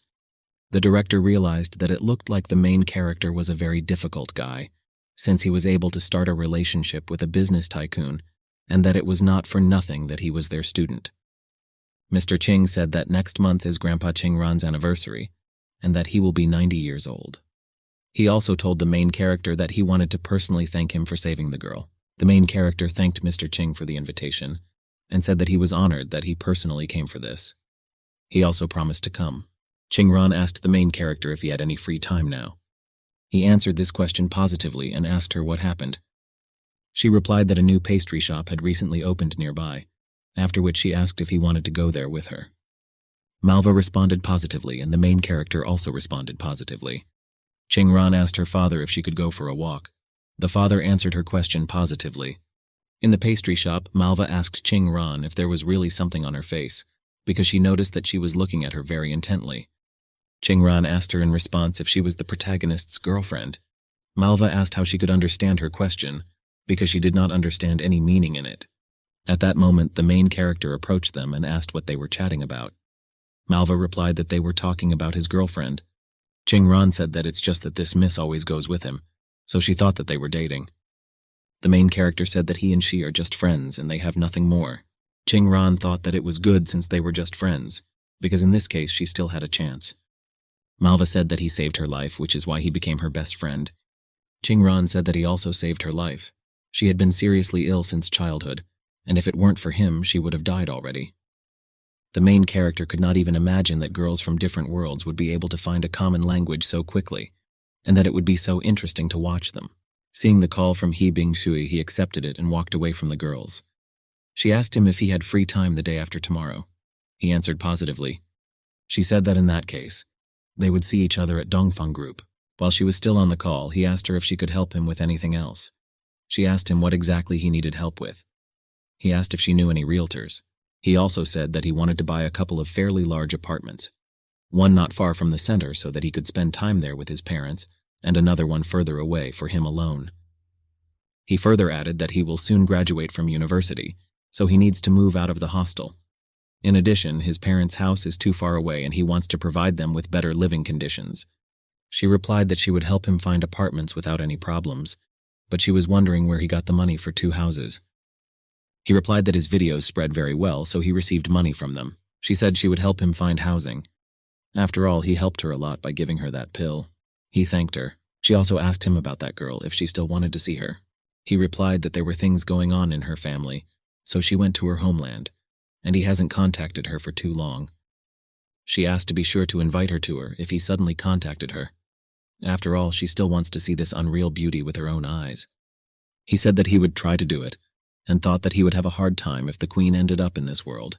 After some time, he realized that in just one day he was able to gain 500,000 likes, and the question arose whether the accumulated likes would be enough to buy a training room for a day. In addition, Malva's spiritual wounds had still not healed, and he asked the system if it could use the training room for recovery. The system replied that she could use it, and moreover, there was no need to pay for it, and the time was not limited. The main character asked the system why everything is so expensive for him, but free for others. The system replied that the flower spirit has its own aura and divine power, and it, like the system, has the status of a virtual being. Although it is real, it does not belong to this world, so here it is considered a virtual unit. Seeing Malva with the phone, he asked what she was doing. She replied that she was talking to Ching Ran. He said that it seemed that she quickly adapted to this world and had even learned to use the telephone. He also asked if she was going to return to her world. She replied that her spiritual strength had not yet been restored, and it was very dangerous to return alone because the steel wolf would kill her. He said he had a training room that he could lend to her. He also promised that in it she would very quickly regain all her strength and become stronger than before. She said that it was with great difficulty that she found 2 friends in this world, and hadn't really tried anything in this world yet, and he was already driving her away. He asked from whom she learned to be so capricious and said, without waiting for an answer, that he was joking and suggested going to the training room, after which they would talk again. She agreed to this. Opening the portal, he asked her to choose the end time of training after entering. After she left the system, a new task came, which was that she needed to escort the flower spirit to her kingdom and kill the steel wolf. After his consent, the system reported that the passage was already open and that it was beginning teleportation. Once in the primeval forest, he realized that his power was very much inferior to that of the steel wolf.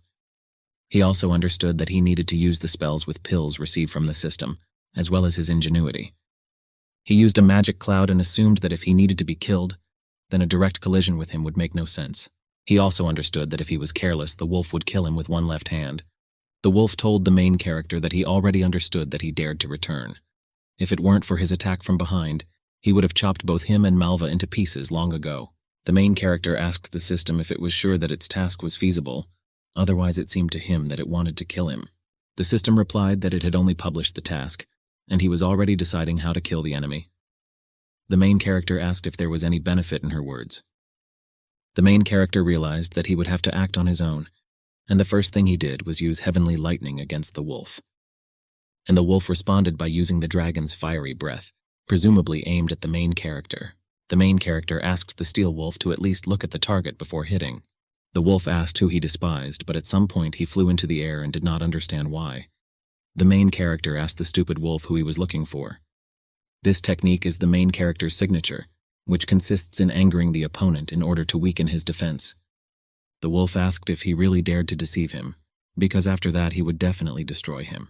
The main character looked at him and realized that now he was very angry and anger filled his brain, so now he would begin to act rashly. The wolf asked the main character to fight him face to face. The main character replied that this is exactly what he is doing now. The main character at this moment used his second signature technique, in which he needs to attract the attention of the enemy and attack at the most unexpected moment. The wolf asked to go down to him and come closer. The main character approached and asked the wolf if he really wanted him, a novice in cultivation, to fight with him, an experienced and huge wolf, and whether he was taking him for a fool. This was just the third signature move.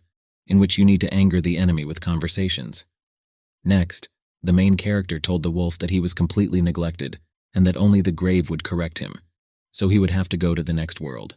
Having used Sacred Exile, he remembered that this was the fourth signature move, in which you need to wait for the moment when the enemy stops resisting and beautifully take the victory. The system congratulated him for completing the task and rewarded him with 3 Sacred Path spells, 3 Red Element pills, Golden Bell spells, and 3 Shapeshift pills. Also receiving something else, the main character asked what it was. The system replied that this is a stone of embodiment, which allows you to show him anything that he imagines. The main character asked how he could use it. The system offered to drip blood on him. After this, the system reported that the task's time had expired, so it opened a portal for its return. Returning to the human world, he realized that he was in some kind of ass. After all, in addition, the phone itself began to make sounds. And this is because he not only connected himself with the system of traveling to the Western world, but also began to lead the lifestyle of a rich man. Both in the real world and in the parallel one, he experiences a pleasant feeling of becoming a stronger person. He even managed to kill the famous monster from a parallel world and take his artifact. However, as he becomes stronger, he increasingly ceases to feel like himself. But at the same time, he was afraid of the moment when he would have to start all over again. At this moment, the system congratulated him on completing the hidden task, and therefore the mainline task is now open for him. In addition, he reached level 16 and received an additional 5 million likes as a reward. He asked what the hidden missions in the mainline were. The system responded that it provides hidden tasks, the completion of which depends on his behavior. The system also added that he did not become arrogant and greedy because of the bonuses he received from the system, and still gets along well with people. He replied that he is not a superhero or the savior of the world, so he thinks about the consequences. He asked if she would save him if something happened to him due to arrogance and greed. The system responded positively and added that he was smart enough and that it was not mistaken in him. The main line was that a certain secret connects the real world with the Western one, and he must reveal this secret. After revealing it, the system promised to reward him with something mysterious. The system also informed him that he must find 5 key artifacts in both worlds, each of which will give him a hint. He told her that he had long known that these 2 worlds were definitely connected by something. He remembered Ching Ran, who is from the real world, but who has cultivator energy, and decided that it seemed that in order to unravel this secret, he needed to start with her family. Meanwhile, He Bingsue brought the main character to one of the houses and said that this house has a good location, nearby developed infrastructure, beautiful views, and it takes 15 minutes to get to the center by car.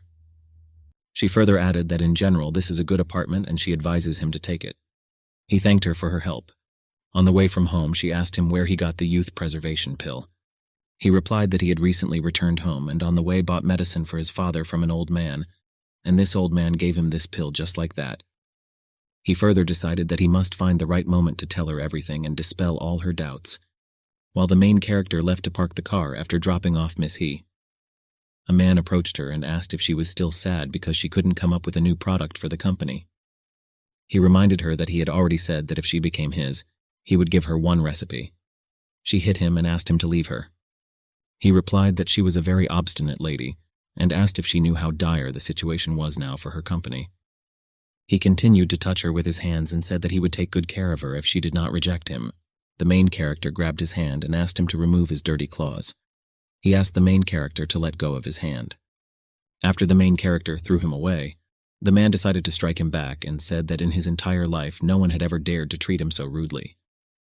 The main character grabbed him by the neck and asked if he was really treating him rudely, because he himself asked him to let go of his hand. Then the main character let him go and said that judging by his suit, he works as a boss somewhere. But even though he is dressed like a man, he behaves like a lousy dog. The main character also said that if his wife finds out that he is pestering girls behind her back, then his future life most likely will not be so pleasant anymore. The man did not understand how he knew that he had a wife, because no one even from his closest circle knew about her. The main character asked not to even try to find out where he learned about his wife, but if he pesters Miss He again, he will no longer coos with him. The man began to run away, telling the main character that he could consider himself lucky. The main character realized that he looked arrogant, trying to prove his authority, but in reality he was just another henpecked man. Miss He asked the main character what he said to him and why he ran away so scared. The main character replied that he just reminded him of something. She said that he scared her because she thought they would fight and that she had better not anger the Zia family. He asked her not to worry, and also said that real gentlemen resolve issues with words, and not with brute force. She said that this man's name was Liu Quan, and that he was a relative of the authoritative Xia family. His company is under the protection of this family, and they are always secretly causing problems for her. If it were not for the protection of the Xia family, she would have long ago destroyed his company, according to her. He asked her to stop being angry because he would guarantee that he would not pester her again. Arriving home, he realized that he still needed to collect 4 artifacts, and that he only had 3 levels of 72 reincarnations left. At the same moment, Manhwa came out of the training room and he asked her if she was okay and why she fell. She replied that she was a little too strong when leaving the room. She further added that the training room is simply wonderful because she not only recovered but also increased her power. After that, he asked her if she could help him. She asked how exactly. He replied that he needed to move to a new house and there were large rooms, so he wanted to do something interesting and fun with her. He also warned her that she would have to spend a little effort on this if she agreed. She wondered if he was really going to drag her into bed. He confirmed and said that besides, only she could help him with this. She asked him if they were in too much of a hurry because she was not quite ready for this yet. He replied that they were in no hurry because they would do this immediately after the move. She agreed in the end. Arriving at his new home, he began his work. She asked if he really meant it and if it was a fun and interesting activity. He asked her to fight off the attack, but she carried out an explosion instead. She got angry and leaving suggested that he have fun with himself and not involve her in it. Meanwhile, he didn't understand why she was so angry with him. He caught up with her and asked why she was angry with him and reminded her that nerve cells do not recover. She asked if he even realized his mistake. He confirmed and said that he should not have attacked her with magic and asked her to forgive him. He further added that when he heard that she had recovered, he remembered that he himself was still weak, which is why he wanted to train with her. She said that he should have told her about the training right away, but since he spoke in riddles, she understood everything differently. He asked if that meant she agreed to train with him. She asked if anyone other than her could help him with this. During training, she told him that he was very slow and weak. She also said that he could at least take a hit from her, which wasn't so bad, but he should train more. She also added that for this world, his abilities are considered cool, but in a parallel world, he would have been killed in a few seconds. At that moment, Bing Shui called and informed him that the youth pill, as well as the important results of its research, had been stolen. He asked her not to panic because he would arrive now. The main character told Manhwa that he had very important things to do, so she should wait for him at home until he returns. Along the way, he realized that there was nothing wrong with this, because he could give him another pill. But if it was stolen by competitors, then the damage to the company will be enormous. Arriving at the company and seeing people lying down, the main character asked what happened here. Bing Shui replied that she did not expect this and had already called the police. The man said that these people acted very cruelly. The video surveillance system was destroyed. They left no fingerprints and even took the bullets with them, so there is no evidence here. The main character understood that there was definitely a traitor among them. Otherwise, they would not have been able to find the pill so quickly, and since they had weapons, then perhaps they hired foreign fighters. That's why they acted very boldly. He further suggested that Bing Shui ask his subordinate to find out which of his competitors had recently left the country. Next, he found a button and asked the system to scan it. The system reported that the emblem on the button was the logo of a group of international hitmen called the Dragon Clan. The subordinate reported that a week ago, the Liu family company invited a group of foreigners from country R under the pretext of an investor meeting. The main character said that those who dared to steal his thing and kill innocent people would pay dearly for it. Meanwhile, someone from the Liu family asked the gentleman if they had already received the thing he needed. Liu Quan asked if it was time for him to sell this thing now to become richer. One of them replied that he suddenly changed his mind, because in his opinion, this product is worth $200 million. Liu Quan recalled that they had initially agreed on the price, but now they decided to demand even more. The seller said that if he did not want to buy the product, they would sell it to other people. Liu Quan was angry because he wanted to get the research results now, but they decided to deceive him at the most crucial moment. The main character came to them and told him that he so wanted to get benefits, but in the end he suffered only losses. But God sees everything, so he will pay for his actions. Liu Quan did not understand how the main character was able to get to the 20th floor. because his bodyguards were everywhere. The main character told the killers that he believes that they killed the company employees. The killer looked at Liu Quan and asked him why he was so winced in fear, because only a young brat came to them. He further told the main character that although he does not know how he got here, now he will have to say goodbye to life. They started attacking him and he told them that they were too easy for him to deal with. Seeing all this, one of the killers said that he must admit that he fights well, but he definitely won't shy away from a gun. But the main character was able to knock him out and approached another killer and asked if he had killed the employees of that company. The killer answered positively and said that they also begged him for mercy before they died, but they were too boring, so he sent them to heaven with one blow. Next, the killer told the main character that although he is a strong fighter, he has never met enemies as strong as him, and he prepared for the blow after his words. The main character turned out to be stronger and said that he was already in the midst of a battle, but he allowed himself to be distracted without realizing how weak he was in comparison. When the killer asked him for mercy, the main character asked if he killed those workers when they asked him for mercy. The killer said that if he dared to kill him, the Black Dragon clan would take revenge on him. The main character asked why he was so sure that he would get his hands dirty on him. The main character further realized that it turns out that this bad energy was controlling him, but where he got the energy from the parallel world was unclear to him. Liu Quan realized that the main character was definitely not a person, because otherwise it was impossible to argue that he was able to defeat this thug with his bare hands and a needle. The main character approached him and asked if he wanted to try too. He replied that he was guilty and that he should not have plotted anything against him, so he deserved to die. He also told the main character that he already had the youth pill they stole, so he asked to be released. The main character asked him if he really wanted to get off so easily and hoped that he would let him go. At that moment, Bing Sui arrived, to whom he gave the documents and asked to see if everything was in place. She looked and confirmed that everything was in place, after which she thanked him. The main character began to leave and said that since she had everything in place, she could solve the rest of the issues herself.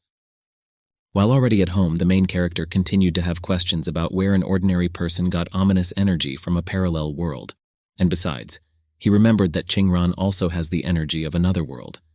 He further realized that it seemed that the connection between the worlds existed long before his system appeared.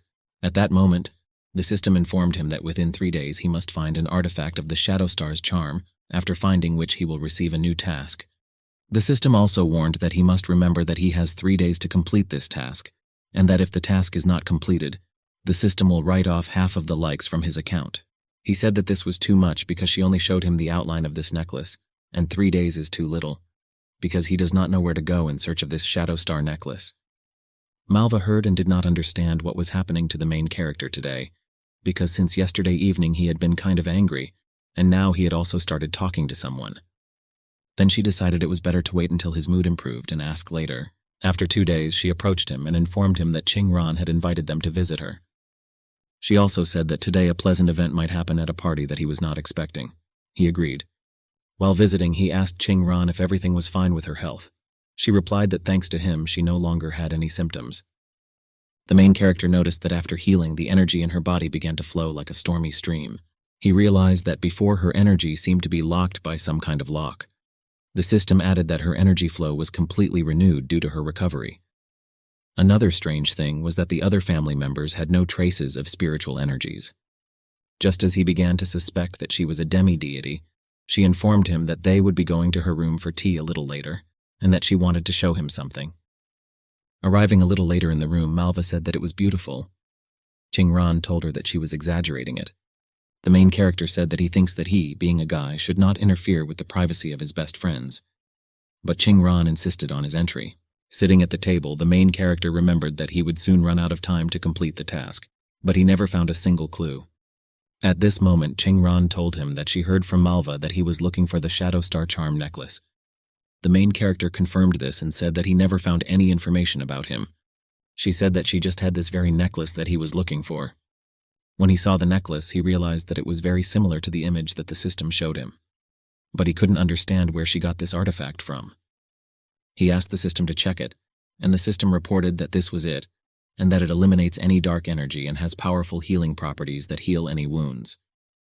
He understood that this was the same thing because the name and appearance of the necklace coincided. But it belongs to Qingran, and if he directly tells her that he needs it, it will be rude to her. But she asked him to take it, because Malva told her that he had been tormented for 2 days looking for this necklace, and since he needed it so much, he could take it. He said that it was too expensive. She said that she still has all sorts of beautiful jewelry, and they are no worse than this necklace. Therefore, he can safely take it for himself. Malva said that they are friends, so they should help each other. The main character realized that this task was too easy, and all this was thanks to these girls. The system reported that the task was completed successfully and that it would publish a new task soon. After this, the system asked him to return to the land of the maidens and calm the queen. He wondered if something had happened to her again. He further informed Malva that he would need to go away on business for a long time, about half a month. Qingran said that he could leave, and Malva could stay at her house. She promised to take good care of her. Malva asked if she really could live with her. Qingran responded positively. While they were hugging, he understood that now there was no need to worry about Malva, so he could calmly go to the country of the maidens. After landing in the sky pool, the protagonist told the system that it treated him cruelly every time and asked if it was taking revenge on him for something. The system said that next time it will do it more carefully. The queen said that she should be the one to say these words to him, but he had already said them first. When she grabbed him, he told her that he was not doing this on purpose and suggested that they talk calmly. He also noticed that she was wet and that she needed to change her clothes quickly, otherwise she would catch a cold. She said she didn't believe he cared about her health. After all, he promised her to return soon. Throwing him into the pool, she suggested counting how long he had not appeared here. He further suggested that it was better to hurry back to the palace, otherwise she would catch a bad cold. He understood that although this queen was different from the queen from the book Journey to the West, he no longer needed to anger her over and over again. At Qingran's house, the servant said that this necklace was very important to her, and although it saved her life, it was not worth giving this thing to an ordinary person. Qingran said that he completely cured her and asked if she really thought that he was an ordinary person. According to her, his girlfriend is also not at all ordinary. Plus, he left it at her house, which means he's not afraid of her finding out their secret.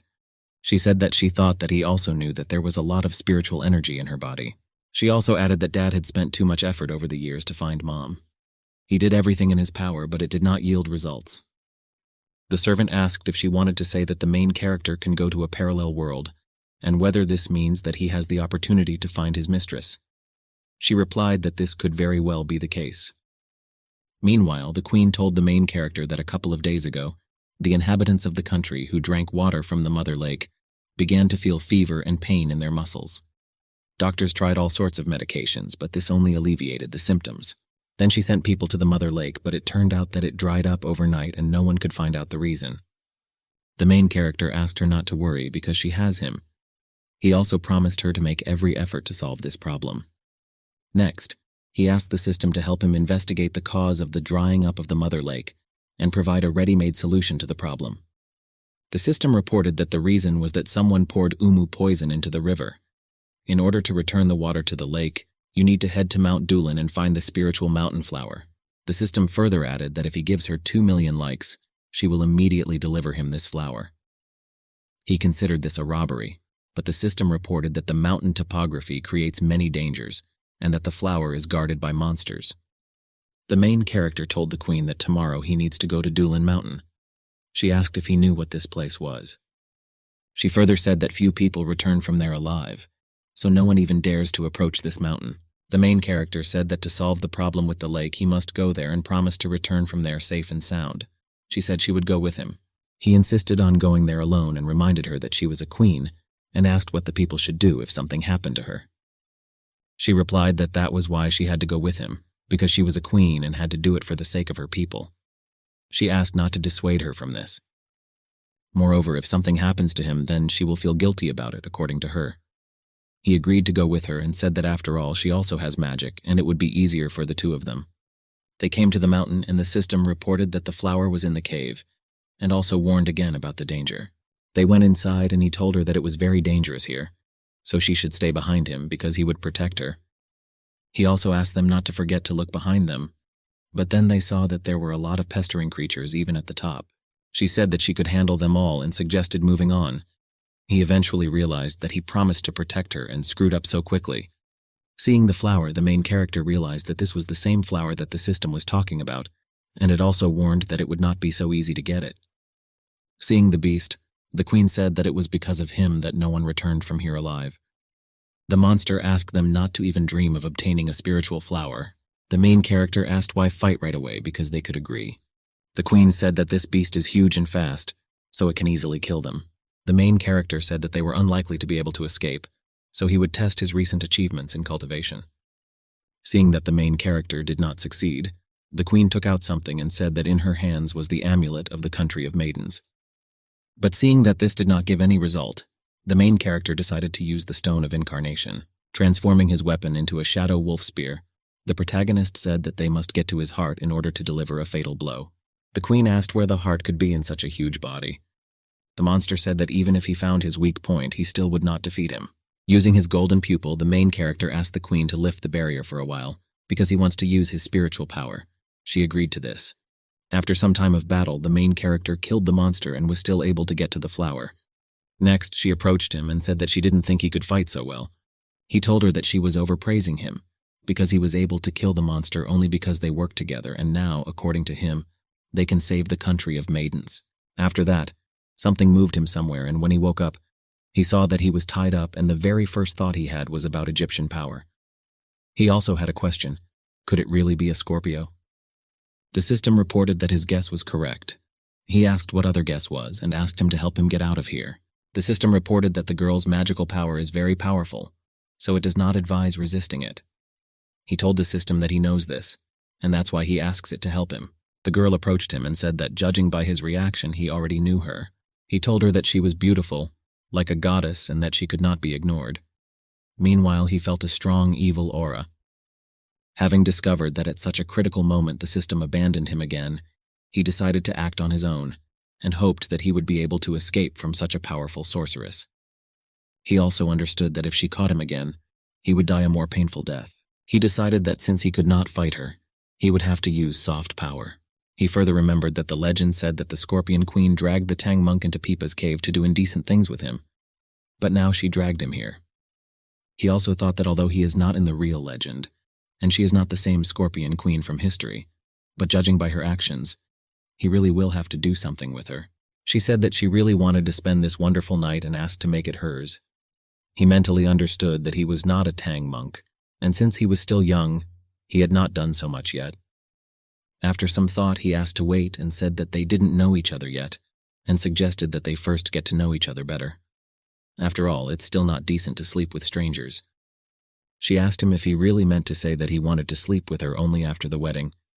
He confirmed this and added that usually such matters are dealt with after the wedding, because it would be more correct. He reminded him that she had tied him up, and moreover she was very strong, and he would not be able to escape. After that, he asked if she could untie him so that they could chat over drinks, and then everything would start on its own. She said that he was right, and during the untying he thought that it looked like he was succeeding in deceiving her, and then he decided that after the untying he needed to think about how to escape. He thought that most likely the queen from the land of maidens was worried about him, and at the same moment the Scorpion Queen asked him not to forget that he was now on her bed. She changed her mind about untying him and asked how he dared to think about another woman, after which she said that she knew that men could not be trusted. He asked how she knew this. She replied that she felt it, and that now she even knows which girl he was thinking about. At that moment he felt better, at least from the fact that she didn't read thoughts but only felt. She went on to say that it looks like he loves her too much if he still dares to think about her. However, tonight he will become hers. He wondered if he would really die here, but at that moment the queen from the land of maidens came and said that she did not think that she would meet a real monster here. She also added that she had already slipped to the point of forcibly dragging strangers into bed. The Scorpion Queen told the Maiden Queen that since she dared to spoil all her plans, then she must pay for it. Finding himself in the arms of the Queen of the Country of Maidens, the main character told her that he had been waiting for her. She said they needed to leave.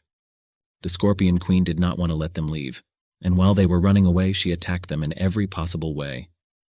The main character asked to untie the Queen of the Country of Maidens. She untied him, and the Queen of Scorpions came up at that moment, and said that she wanted to see what skills the man whom the Queen of the Country of Maidens had chosen had, and she found charm and courage in the main character. She further said that now it is not surprising to her that it was he who was able to melt her cold heart. But if the Queen does not die, then she will definitely not interfere with them, according to her.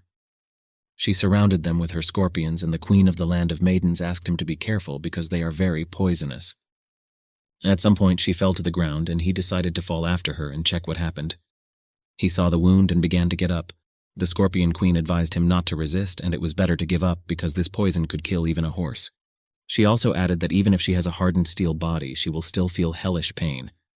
But if she is an ordinary person, then in less than 6 hours she will die. The main character understood that her magical power was very great, and the queen lost consciousness from injury, and if he continued to fight with her, he would suffer huge injuries. She further added that now no one will interfere with them, and if he obeys her, then she will leave the corpse of his queen intact. He told her that she was not charming enough to bend him. She attacked him after these words and realized that either she had gone too far with the attack, or he had used a moving technique.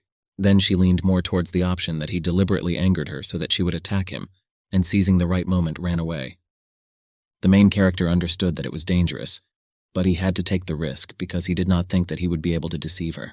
Then he remembered that there was not much time, and therefore he needed to return the queen to the palace as soon as possible. He eventually returned the queen to her chambers and began to make every effort to cleanse her body of poison because she was seriously wounded and her vitality was leaving her. He further remembered the Shadow Star Charm necklace, which has healing properties. He asked the system if this necklace could cleanse the queen's body of poison.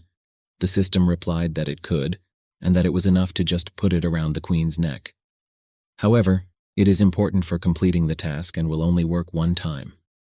The system also added that if he uses its healing properties, then this necklace will turn into an ordinary decoration without its inherent magical functions. The main character decided to abandon the task and save the life of the queen, who was ready to sacrifice herself for him. She woke up and asked what was wrong with her.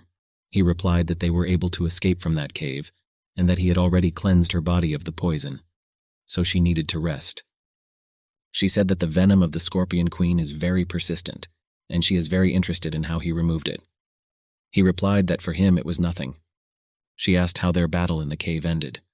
He replied that the best strategy was to run away and asked whether it was bad to run away when the enemy was stronger. She replied that knowing her character, she would not leave them alone and asked what they should do now. He asked her not to worry because he knew how to solve this problem.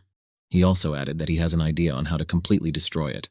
He moved to the lunar palaces and Changi asked if he really wanted to go to the light palace to find the star spirit. He confirmed and said that a scorpion queen had appeared in the land of maidens and only he could drive her out.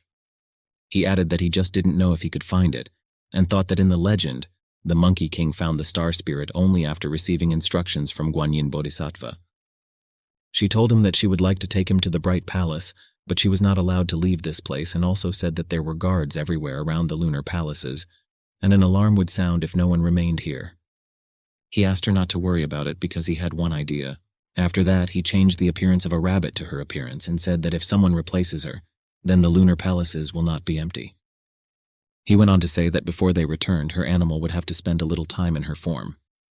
He understood that he had not yet fully mastered the technique of 72 transformations, so it would take no more than an hour. But since Changi knew the path, this should be enough. Meanwhile, the queen of the country of maidens heard her servants talking about how this doctor was simply magnificent, because he and the queen saved the lake and was also able to remove the poison of the scorpion queen. However, according to one of the maids, he had to use one magical thing to cure the queen. She also said that such poison is almost impossible to expel from a person's body, and that she heard the doctor say that he had an important choice to make, because that magical thing was very important to him. Another maid said that since he chose to save the queen by destroying the magical properties of this important thing, it means that he is a very good man.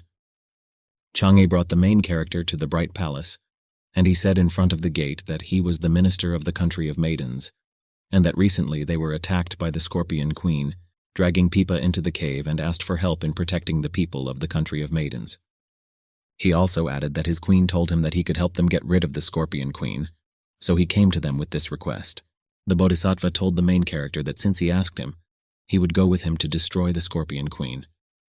The main character came to the Scorpion Queen, and she came out to him and said that last time she deliberately allowed him to escape, but did not expect him to return so soon. After which she asked him if he really missed her already. He said that he would not chat with her for a long time because he came to her in order to kill her. She told him that with his current cultivation there was nothing he could do. He said he would try. She said that he was a very handsome and interesting boy, so she was ready to forgive him. But apparently he wants death too much, since he provokes her, and therefore she will let him die. The main character asked if she could aim first and hit later. After all, even with a low level, he easily dodges her attacks. And if this is so, it means she has lost her form. She went on to say that it looked like he wouldn't calm down until he lay in the coffin and definitely wanted to die. He realized that it was dangerous, because she almost completely burned his butt. She asked him where his courage had gone and why he was only running away from him now. He told her that he simply does what he likes best. The star spirit Anzi bent over her and asked the impudent evil spirits to immediately surrender. The star spirit further said that he had imprisoned her spirit in this ball, which he could keep for himself. The main character thanked for the help. At that moment, he realized that he had finally solved this problem, and it was good that he had read Journey to the West and remembered the plot of this book, so he knew everything in advance. Returning to his chambers in the Land of Maidens after all this, he thought that although he had greatly increased his cultivation with the help of the local aura during the time spent in the parallel world, he had not made a video for too long. Moreover, he had never found a way to activate the Shadow Star necklace again, and the system disappeared at the most inopportune moment. He decided that he would have to see for himself whether he could buy something for the likes, and a little later look for a way to restore the necklace. At that moment there was a knock on his door and said that the Queen wanted to see him. Arriving at the Queen, he asked her why she called him at such a late time. When she turned around and showed her anger, he asked what was wrong with her and wondered if she was angry because he had not yet told her that he had destroyed the Scorpion Queen. He further said that today he destroyed the Scorpion Queen, and that it was his fault for not reporting it immediately. She asked him to tell him exactly how he cured her. He replied that he used energy to drive out this poison, and then the medicine also helped. She asked if he really didn't want to tell her the truth even now. After that, she added that being the Queen, she not only put him in danger but also caused him problems. She said that she knew that in order to save her, he lost something important to him. He replied that her life was more important to him than any artifact, so there was no need to blame himself. He further added that he had already figured out how to restore this thing, but for this he needed her help. She said that since he saved the entire country and her life, she was even ready to go down into the sea of fire to help him. He said that everything is not so serious because she only needs to take part in the filming. She said that she agreed to this only out of gratitude, and she was not going to do this again. After a few photos, he asked her to change a couple more outfits and shoot a video. She understood that although she did not know why he needed it, she was happy to help him. A day later, he realized that he had only passed a day, and the video had already received 500,000 likes. He also realized that it seemed like everyone liked to look at beauties, because a huge number of people liked the video. The system reported that the effect of the necklace could be restored, but this would require celestial energy and several top-level masters. His level is quite low by the standards of the system right now, so he won't be able to do anything even if he breaks through several levels. He asked if it was really possible to repair the necklace, but it didn't happen to him. The system confirmed this and said that this was why it warned him that it could only be used once. At that moment, the Queen came to him and asked if he had found a way to restore his artifact. He replied that it seemed he was mistaken about how easy it would be to restore it. She asked what it looked like and if he could show it to her now. Taking the necklace in her hands, she told him that she had read about it in a book. She also added that in that book it was said about a colored drawing on the wall in the Cave of 1,000 Clouds, and it was on it that this amulet was painted. He wondered if the artifact the system had sent him for was really in the Cave of 1,000 Clouds, and could there really be any clues for it in this cave. The Queen also said that the Cave of 1,000 Clouds is filled with a lot of energy, and before the entrance to the cave there is a soul restoration pond. She further added that the contact of spiritual water with the artifact is enough, after which it will restore its original appearance. He asked if there really were celestial energies there. She answered positively. She also said that she had never been there and just read about this place in a book. Although she is not sure that this pond will help him restore the artifact, she has no other ideas. He realized that perhaps the amulet on the wall of the cave was painted for a reason, and that perhaps by visiting this cave he could find a clue about other artifacts. After some thought, he said that he was ready to move there tomorrow. Meanwhile, at the Ching family's house, Ching Ran showed Malva the protagonist's account in TikTok. She further said that she had just watched one video, then went to the author's page and found a video of her on his page. Malva took the phone and after watching the video, said that this was the same video that the main character filmed a long time ago. After that, Malva returned the phone and asked why she was so happy, because she didn't find anything interesting on his channel. Qingran said that last night he posted a video of a girl she had never seen. Plus, she's incredibly beautiful. Malva asked what she said and who the other girl was. Qingran showed her video. Seeing this, Malva got angry and said that he had left on important business and had been gone for half a month. Meanwhile, he finds himself hanging out with beauties. Qingran asked her not to be angry and suggested that she interrogate him thoroughly when he returns. She agreed. Outside the land of the maidens, the protagonist sneezed, and the queen asked if he had caught a cold because he slept without a blanket. He replied that perhaps someone was remembering him now. After that, she realized that although she had known him for a very long time, she still did not know anything about his country. They eventually came to the pond, and he said that this was the same pond she was talking about. She confirmed this. Having tried to restore the amulet, he said that it did not work, and that spiritual water alone would not be enough. And at that moment he realized that it looked like the amulet could only be repaired the way the system said, and for this he would have to look for experienced cultivators. He remembered that Malva, Changi, and the queen had cultivation, but he didn't understand how to bring them together. Just as they were about to leave, a monster emerged from the water, clearly not happy to see them. A girl came out of the mouth of this monster and said that the hated people dared to break into her territory. The main character said that it seemed like he had come to a good place. After all, it seems to him that this is not exactly her territory, and that she is holding captive the real owner of this place, considering his territory to be hers. The queen suggested first tearing out the monster's hearts and then killing her. The main character agreed to this. The main character looked through the golden pupil and said that this monster has no heart. The queen asked if it could be separate from the body if it was not in it. The main character replied that he did not know this. The main character also said that if you don't find her weak point, then it will be useless to fight her. The girl asked if they really wanted to find her weak spot and if they were joking now. After the battle, the girl concluded that the queen of the country of maidens is not as simple as she seems. The queen further said that before he attacked them again, they should flee from here. They managed to escape, and the girl told the monster that they still wouldn't catch up with them, so it was time for them to return. Having run some distance, the main character said that they were safe for now, and he regrets that at the most decisive moment the artifact did not want to transform. She asked if it could be due to toxic fumes. He replied that he could because he had noticed something strange. She could easily have caught up with them, but she did not give chase. The queen confirmed that the monster did not run after them but returned to the pond. Therefore, it is quite possible that they are hiding something there. The main character said that they should wait for the right moment and attack, catching them by surprise. Next, he gave her a swimsuit, which she put on, and asked why she had to swim underwater half naked. She also asked why he was dressed normally. He replied that he designed the design of these clothes according to her sizes, and asked not to look at the fact that there was little material in them, because the work on them was serious. In addition, according to him, he designed this swimsuit according to the laws of physics in order to increase her speed underwater.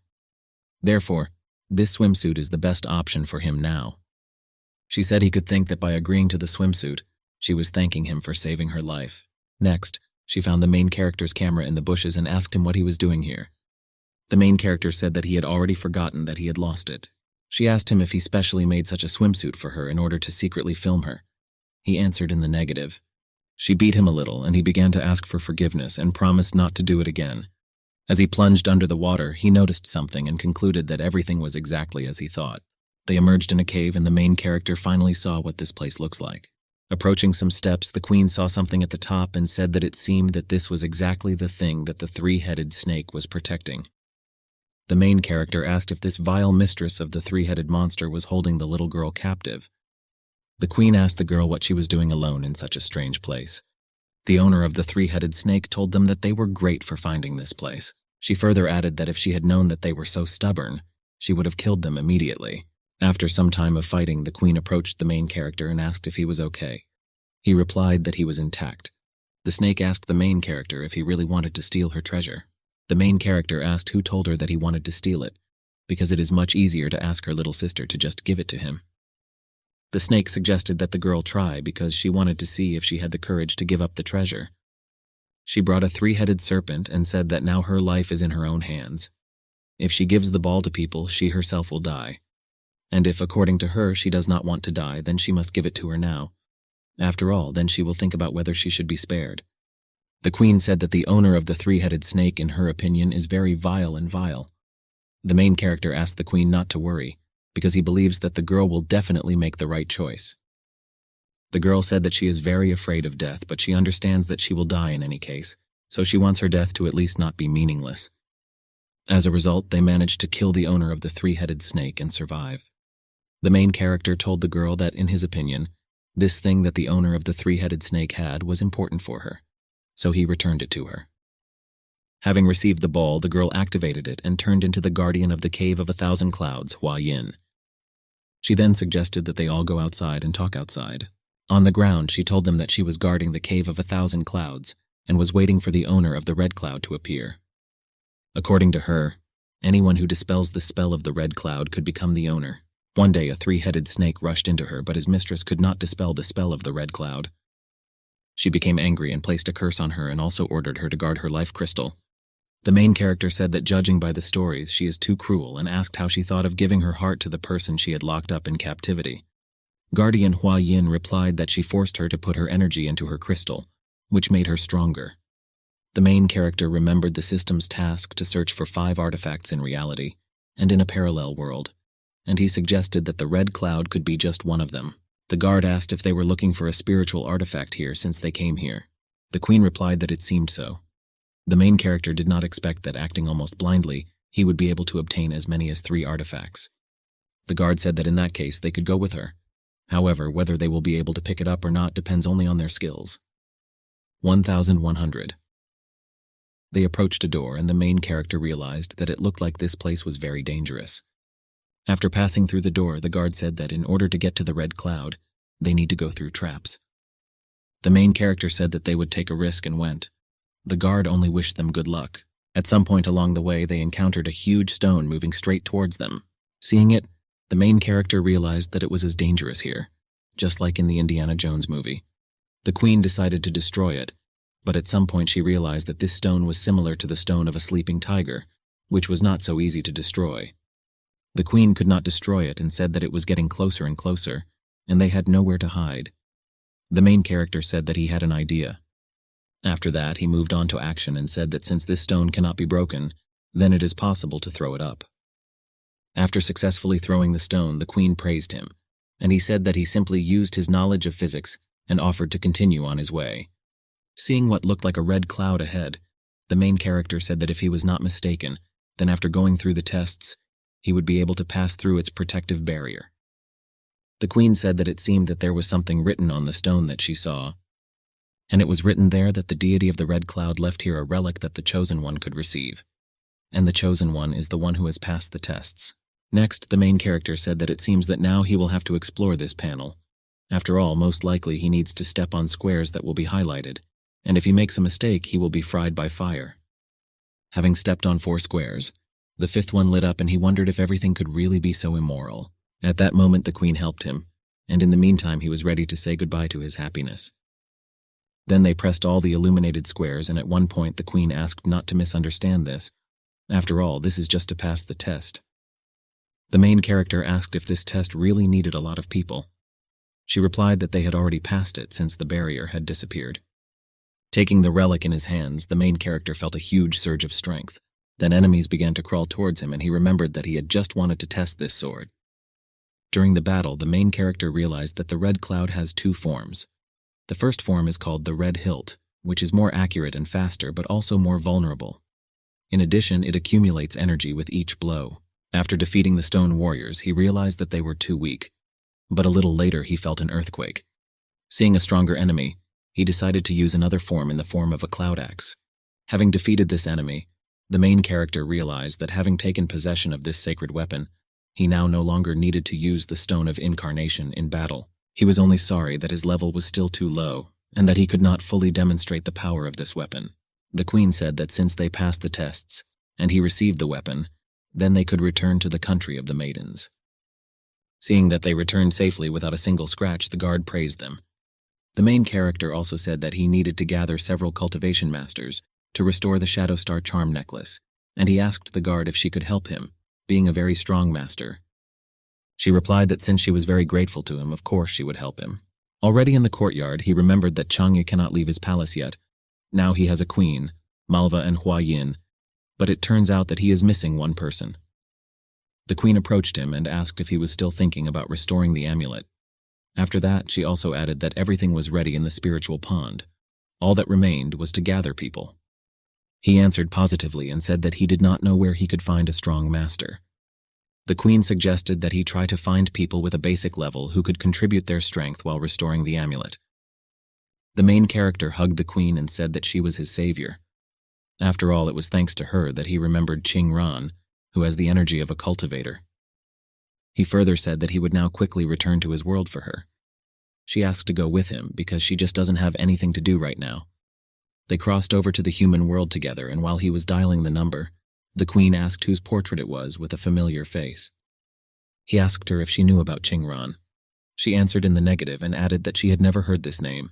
She said that just looking at her, she thought that she had seen her somewhere a long time ago, and she even had the feeling that she was her old sister. After she accepted the call, he asked her if she had time for the next couple of days. She answered positively. He asked her to take Malva with her and get together tonight. They gathered, and he invited them to talk about daily matters and began to talk about the current situation. After 20 minutes, Malva said that she would help him without any problems, but Qing Ran was not from a parallel world. Qing Ran said that although it's hard for her to believe it, the main character can't lie, because her energy has been bothering her since childhood. She also added that she hated her because of the suffering she brought her. However, if she can use it for his benefit, then she is ready to accept it. At that moment, the main character realized that if it weren't for the right place and time, she would no longer be with them. After he thanked her, she said that she could not accept his gratitude, because she herself would be grateful to him all her life. The queen told her that ever since she saw her portrait, she wanted to ask her a question. She asked what portrait we were talking about. The main character replied that she said that about her avatar. Next, the queen asked her if she knew the painting goddess Danking. Malva asked how this was possible, since she had secluded herself in the Kunlun Mountains for 300 years and still had not come out. Qing Ran asked if we were talking about the goddess of painting, whose name is Zhang Danqing. Malva asked if she really knew her. She replied that she was her mother.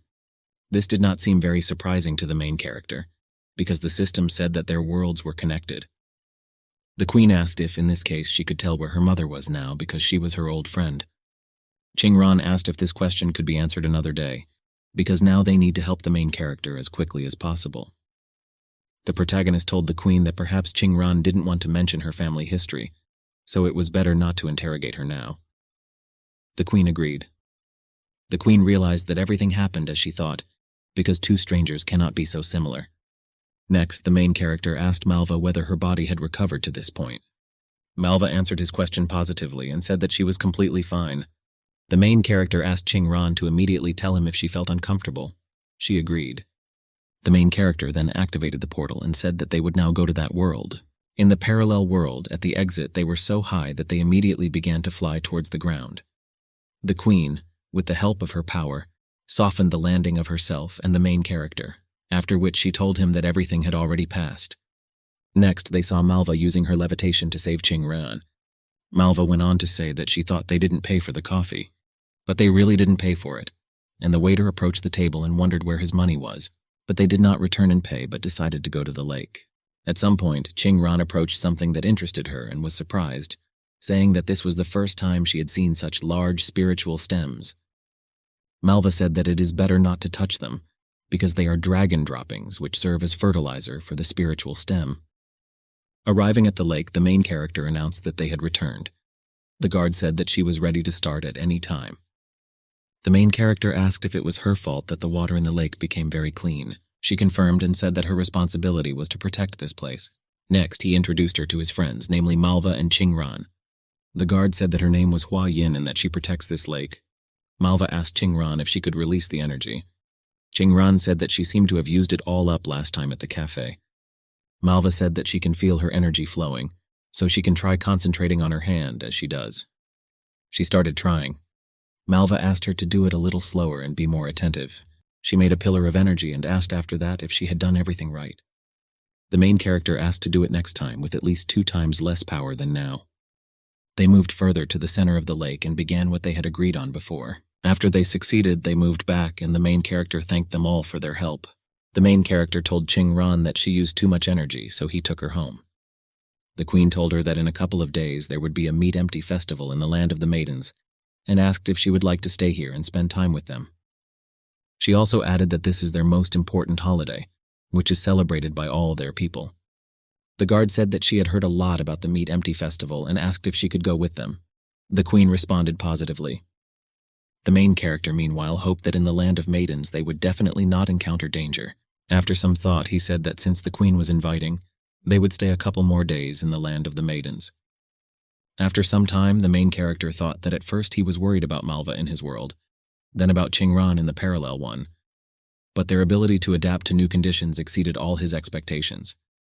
Later on at the festival, the presenter announced that Mayasapust's candle-blowing competition would now begin. Next, she presented giant candles and asked her assistant to light them. After that, she announced that the rules were the same as last year with the arena principle, and that whoever defeated last year's champion would become the new champion.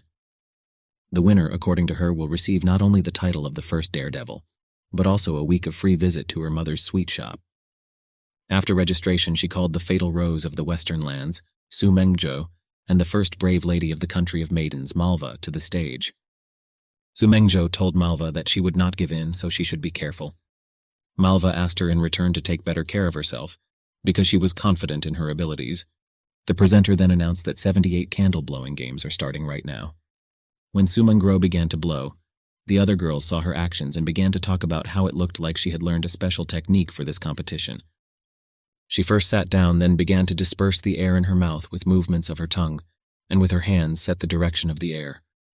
When the tongue was at its maximum speed, she began to use the turbojet technique with a gentle hurricane. As a result, she managed to blow out 7 candles and break her record, which she set in last year's games. When Malva's turn came, she said that this was a very good result for a person. After Malva managed to blow out 10 candles, many at that moment were very surprised by what they saw. When the main character asked what happened there, the queen replied that Malva and the girls attended a candle-blowing competition. Next, she asked him to call them to them, because the celebration ceremony would begin soon, and in the meantime she would prepare the outfit. After some time in the evening, the queen came out and announced the onset of the meat-empty festival. According to ancient traditions, on this day they do not eat meat to thank the spirits of nature, which allow them to always be full. Also, during her speech, she decided to thank the person who made a huge contribution to their country. According to her, in order to help them restore the dry lake of mother and child, risking his life, he obtained a mountain flower. During his exit, he hoped that Qingran would remember to take a better photo of him.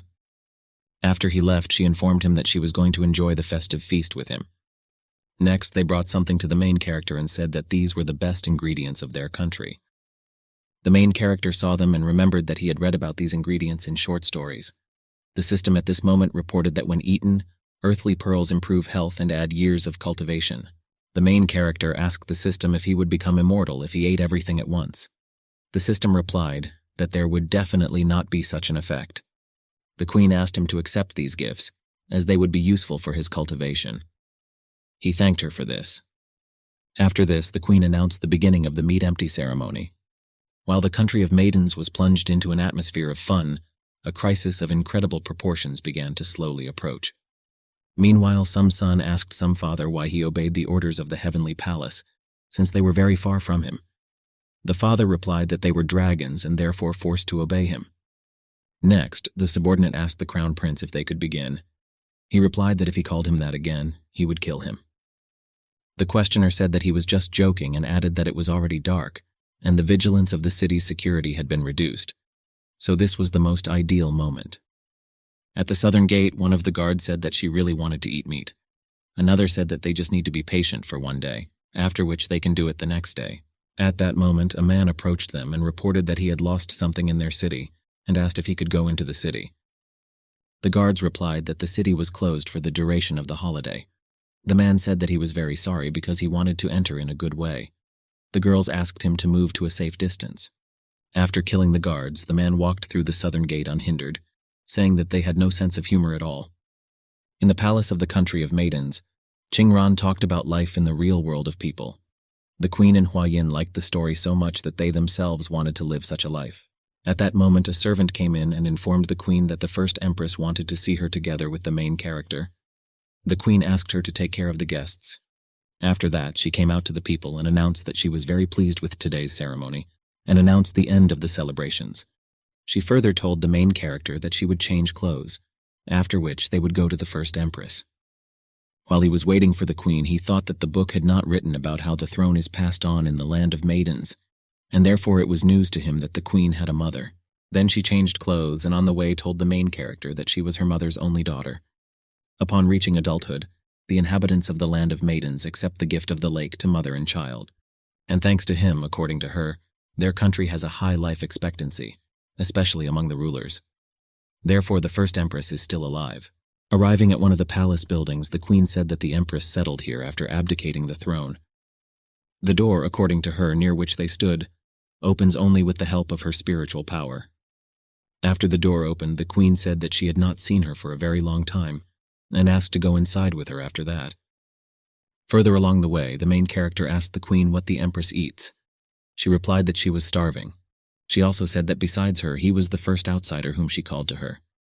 More precisely, he is the first person of the opposite sex to come here. After she said that they were already there, he asked what kind of water it was. The queen replied that this was the source of the mother and child lake. She further added that this source was protected by rulers at all times. Further along the way, he asked what kind of statues they passed. She replied that these were past rulers. She also said that this is not only a sacred palace, but also a tomb. Seeing the bird in the center, he asked why it was there. She replied that it was not a bird, but a deity who protected the country of the maidens and the mother of Silyan. Legends say that this deity is the reincarnation of the first ruler. They eventually came to the first empress, and she thanked him for his help, because it was thanks to him that their country overcame the crisis. She told her daughter that they had not seen each other for a long time. The queen asked why she called her here. The empress said that she asked her not to let her hair down, because girls are more beautiful with their hair tied up. She also said that there was a mess going on in her head, and during all this long time she, as always, was busy with nonsense. She was also happy that her breasts had become even bigger, and that they were becoming more and more like her when she was younger. Thinking that all mothers are the same, the main character began to film all this on his phone. When the queen looked at him with a dissatisfied look, he quickly hid the phone at that moment. The empress told the queen that she was glad that she was alive and well, and added that she had invited them in order to tell them something important. But since this was not the place for such conversations, she took them to a suitable place for this. Leading them to the hidden floor of the divine palace, she told them that she liked to retire here and read books. The main character said that it seemed like it would take forever to read so many books. The empress said that after abdicating the throne, she began to guard the divine palace and that this was good, because she did not interfere in the affairs of the younger generation. The queen said that when a ruler's child reaches adulthood, the ruler is obliged to step down from the throne. The empress told the queen that she remembers how, when she was 4 years old, she always tried to open the door to the divine palace without being noticed, and then she knocked out several of her teeth by falling down the stairs. She was very worried about her then. She also added that she often ran away from the palace to play outside. Every day she saw the guards looking for her. She was very young then, and also said that the years had not been kind to her. Then the empress told the main character that she noticed that he was not from this world, and not even from their era, so she did not understand why he helps their country so much. She went on to say that the only reason she sees for this is that he wants to rob them. Having tied him up, she asked why he became close to her daughter. She also said that if he did not tell the truth, she would tear his body into pieces. The queen came to his defense, reminded him of saving her life, asked him to weaken the power of magic so that he would not die, and swore with her life that he was a good person. The empress told the queen that if his goal was the treasure of their country, then all of Silyan would come to an end. The main character did not understand what treasures we were talking about, because he did not even know about them and did not want to come to this place. But he can't say anything about the system either. But he also understood that in any case, he was finished. The main character said after thinking that Silyan was in trouble and that's why he came to save him. After his release, he did not understand what happened at that moment and why he was released. The queen asked him if he was okay. He told her that everything was fine with him now. The empress at that moment realized that since the thread of truth freed him, this could only mean that he told the truth. The main character understood that now he was just saying nonsense to survive and felt a bad feeling. Next, the system gave him a hidden task to rescue Silyan with difficulty S. The Empress asked the protagonist for forgiveness and said that she was forced to do this. The main character said that he understood that she was worried about the state and thought that she was as insidious as the queen. The Empress also said that the threads of truth hurt those who lie to her, but this did not happen, which means that he is the same person from the prophecy. She further said that he probably didn't know how the country of maidens was founded, so she decided to tell him that in ancient times, the goddess Nueva repaired the firmament while soul stones began to fall from above. One of the stones was filled with feminine yin energy, and it fell into the settlement of one tribe, forming a crater and then a pond of souls. The people of that tribe began to drink that water, and after that only girls began to be born to them. People began to consider this pond a divine miracle. The power of this stone has attracted monsters hunting for spiritual power. The tribe was constantly attacked by various evil spirits, desecrating the souls of the inhabitants, and everyone wanted to get the treasure of that tribe. But one day the soul stone attracted the attention of the spirit bird Bifan. She drove away all the evil spirits but did not take away the soul stone from the tribe. She sealed the king of evil spirits, but because of this she lost her power. She turned into a human and began to live with the tribe. Together with that tribe, she founded the country of the maidens, in which they are now located. Now the main character finally understands why she treated him so cruelly, because all this turns out to be because of those secrets told. When asked by the queen about the prophecy, the Empress replied that it all started with the king of evil spirits who was locked up. He was locked inside the seal, but not killed.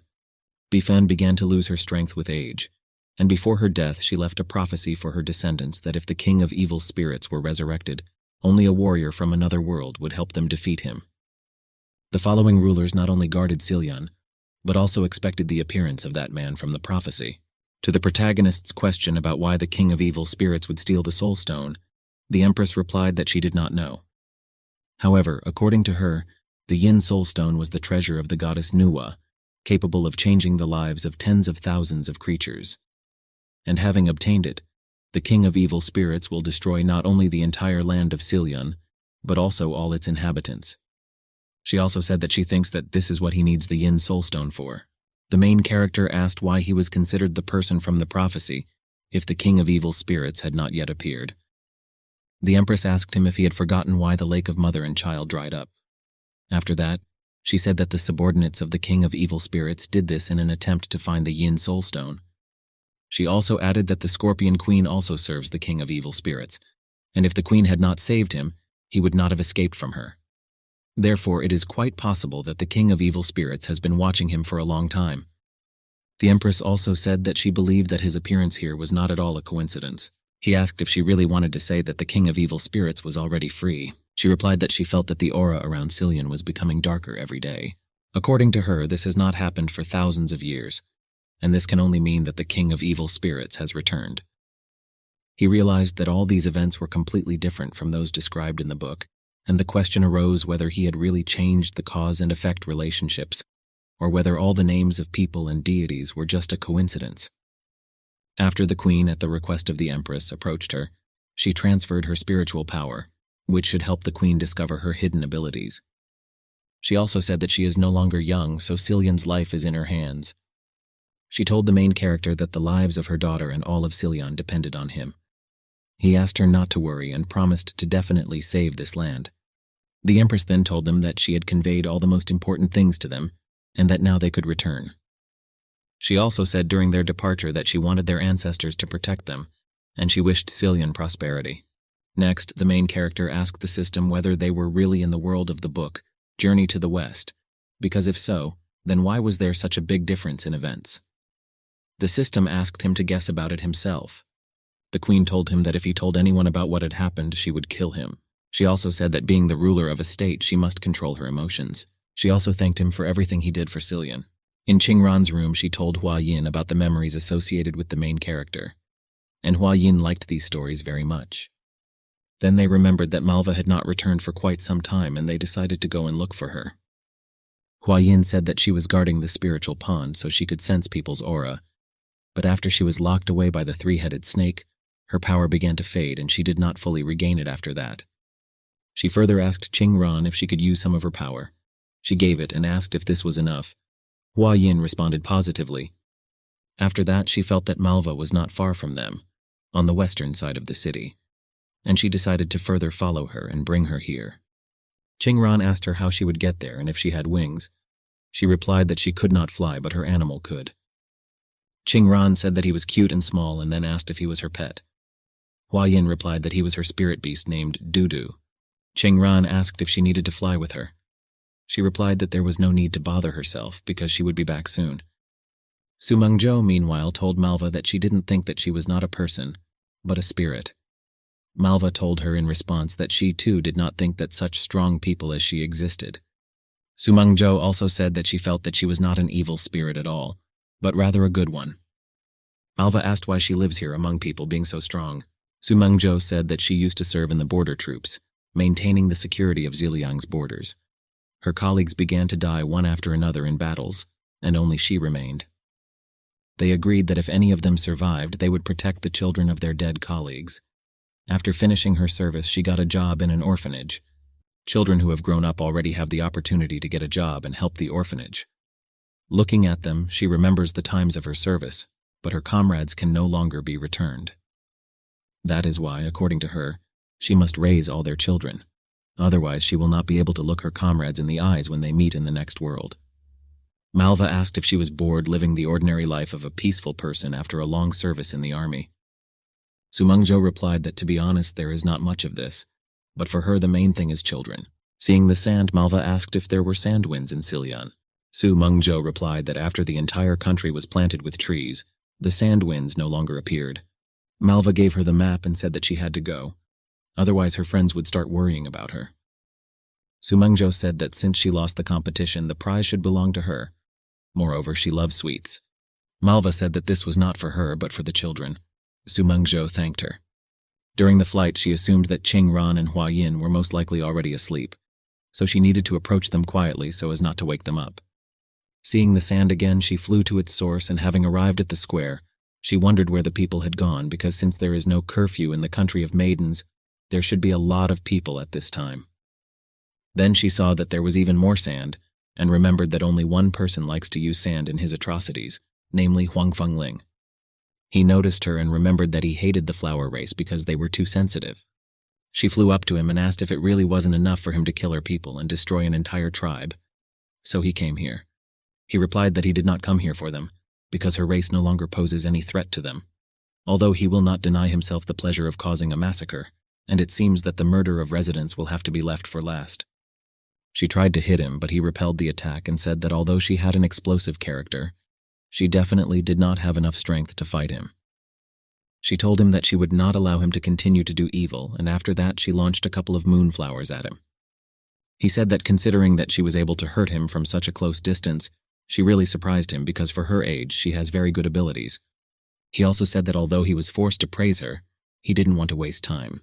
He decided to get this over with as quickly as possible and used a sand leopard shot aimed at her. She had questions about whether he was completely immortal, and whether all his power lay only in these grains of sand. She once again used a pair of moonflowers with separation, and he realized that she had used this technique again. But he also told her that he could restore health. He tried to use the sky hurricane attack, but he didn't realize where he was. She asked him if he could really recover only with the help of sand. She also added that if so, she would blow it away right away, using the same ability as when blowing out candles. But he was able to approach her unnoticed, and grabbing her by the throat, he told her that he had to admit that she was quite smart. He also told her that if her race had brains, they would not have sunk to such a level, and he was sorry, but he was not afraid of a wind of such strength. He then imprisoned her in a sand prison and said that he did not know what she forgot in Xilian, but he noticed that she had great potential. He also invited her to join them because Mr. Baigu could give her endless power.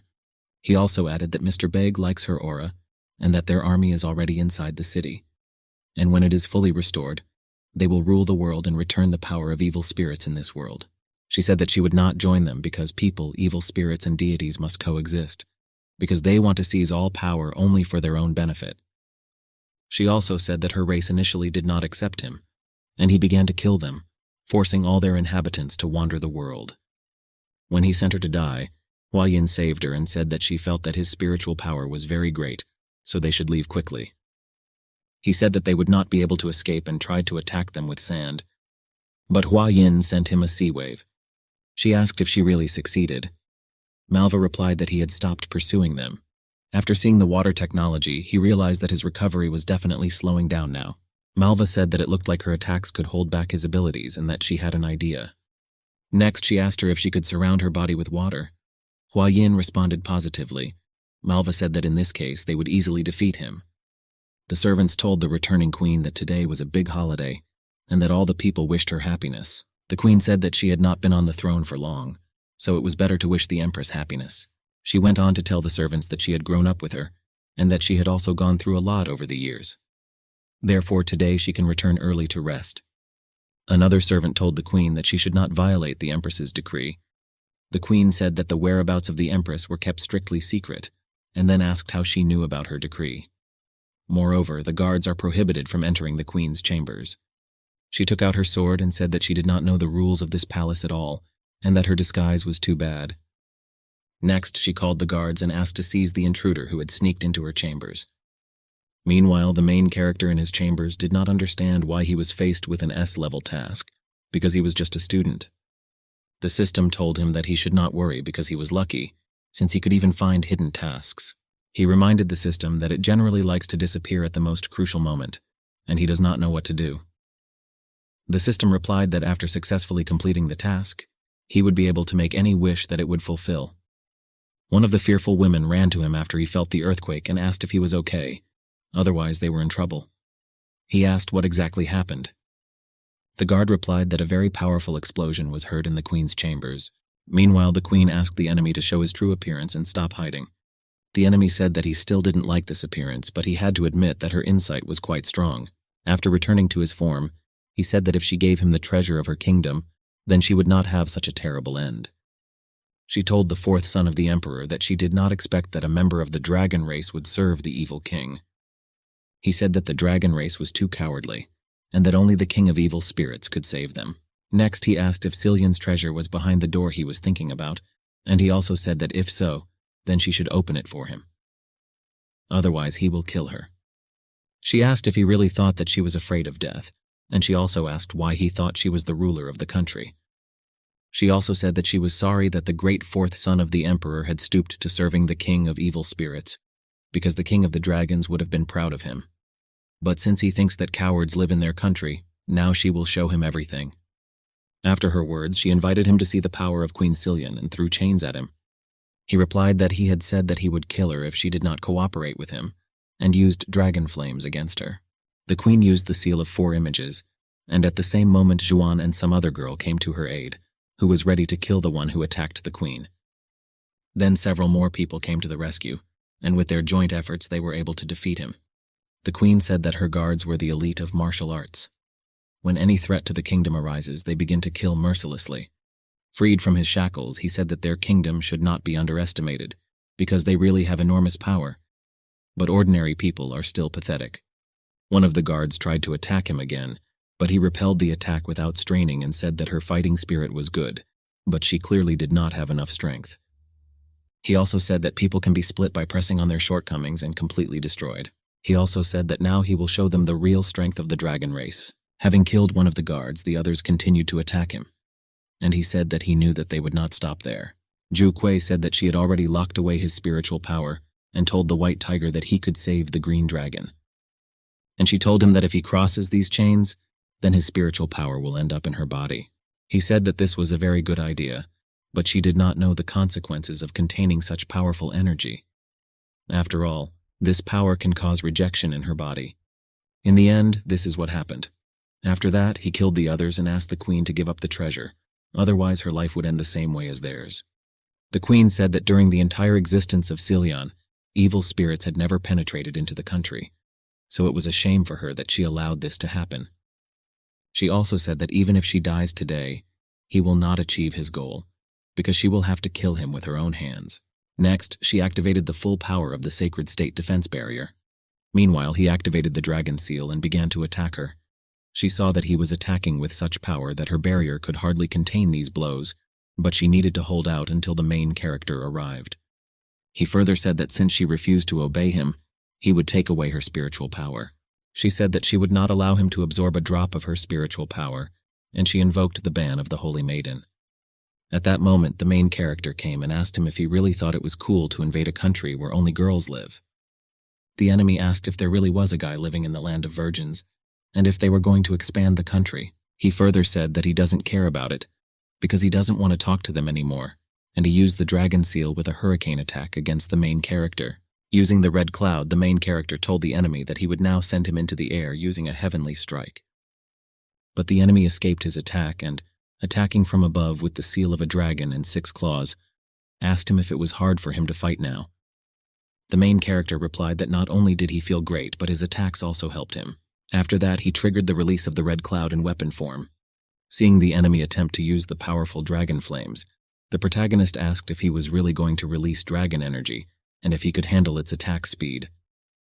After the attack of the red cloud and a heavy blow, the main character stopped at the sight of the queen, who asked him if he was okay. The main character replied that everything was fine, because he had met another eccentric who overestimated his strength.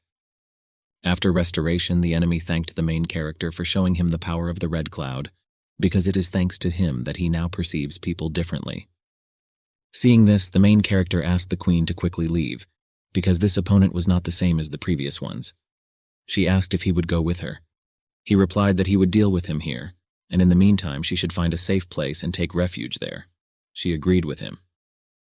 The enemy asked if by the previous enemy he meant the Scorpion Queen, because he heard that she was subdued by one of the deities, and assumed that this obviously could not have happened without his help. Next, the enemy asked which of the deities he invited here this time. The main character said that since he knew the Scorpion Queen, it means they were at the same time. After the explosion, the main character could not understand what it was, and what kind of strange technique this was. The enemy approached the lying protagonist and said that they went into battle in order to protect something important to them, and he understands everything, but he is too weak. The main character began to stand up and asked the enemy not to speak as if he were a martial emperor, after which he asked whether it was necessary to ruin the lives of other people in order to protect something of his own. The main character said that he does not know what exactly he is protecting, but if he wants to get out of here, then this is only possible through his corpse. Having prepared to attack, the enemy understood that weaklings do not know what it means to protect someone, because violence is the meaning of life for them. The main character said that it is still unknown which of them will win, because now he will return him to his previous appearance. The enemy knew that the protagonist was too fast and too close, so he would not be able to use the sonic blast, but despite being seriously injured, the protagonist continued to move quickly, which surprised him. The enemy used a sand clock to increase the distance, but the main character used an evasion spell and as he approached, promised to break his rattle. The wounded enemy asked the main character why he was still resisting, because this time after the next explosion it was difficult for him to even get up. The main character said that he knows that a true defender will not rob others to protect his own, and that any robber must lose everything. The enemy confirmed that robbers always end up with nothing, but dragons never robbed the Celestials. He also said that although the Celestials stole everything from them, from people to territories, his cowardly and weak father became a vassal of the Celestials. He also said that he understood one thing, namely that he must become stronger to protect his people, and also that he must destroy the current world order. Therefore, for the sake of strength, he is ready to give up everything. He also added that the leader of the evil spirits promised him that if he gets the treasure, the dragon race will destroy the Celestials. According to him, he is sorry, but now the dragons are weak and it is good that the head of the evil spirits awakened and helped him gain unprecedented power. But he must understand that he is weaker than him now. He also told the main character that his zealous appearance infuriated him, and promised to show him the great power that the king of evil spirits had given him. Next, the main character took out a pill and wondered if he really should use it. The system responded at that moment that he would receive the power of the Celestials if he accepted it, but the side effect will affect his rebirth.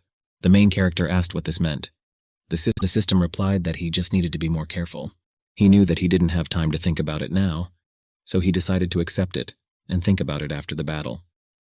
After the reception, he found himself in some unfamiliar place and wondered where he ended up. He touched his skin and realized that all his wounds had healed, and the question arose in his mind whether this pill was really so powerful. At that moment, Bacon approached him and said that he had been waiting for him for a long time, and that he had appeared here not at all because of the pill, but because he wanted to talk to him. He said that he was the author of adventure stories and invited him to talk, otherwise the plot was almost over. He also added that in 5 chapters this manhwa will end, but after their conversation he will no longer influence his fate. Perhaps someone will want to continue this story, but even he does not know how to end it. The main character said that the story ends very quickly, and he regrets that he has not yet had time to confess his love to the queen, and he also has a lot of unfinished business, including a date with the queen. He also said that he was very pleased to be in this world, but he almost died, and he was interested in the question of whether he would die at the hands of his enemy. Bacon replied that since he is the main character, he cannot die, but he will not be able to defeat this enemy. The main character laughed and said that he thought so too, because after all, everything cannot always go too smoothly.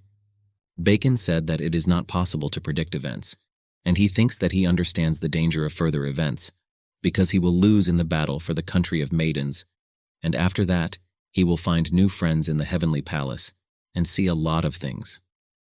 He also added that he really tries very hard in writing this story, and wants him to live not as a tool for making money, but he does not have the strength to continue this story. According to him, he feels that he was given a certain soul during the creation of this story, although he did not realize his idea perfectly.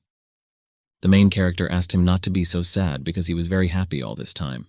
He didn't exist, but at some point he created him and gave him a lot. According to him, he also found good friends and solved many problems, and even met the queen of the country of virgins. He also asked Bacon to consider that he had seen this world, and that everything was not in vain. Although the ending will not be perfect, he is grateful to him and all those who read this story. Bacon suggested that the main character rest for now because he was a little tired. While relaxing, he decided to give the main character a gift of divine power for life, so that he would no longer be an ordinary person.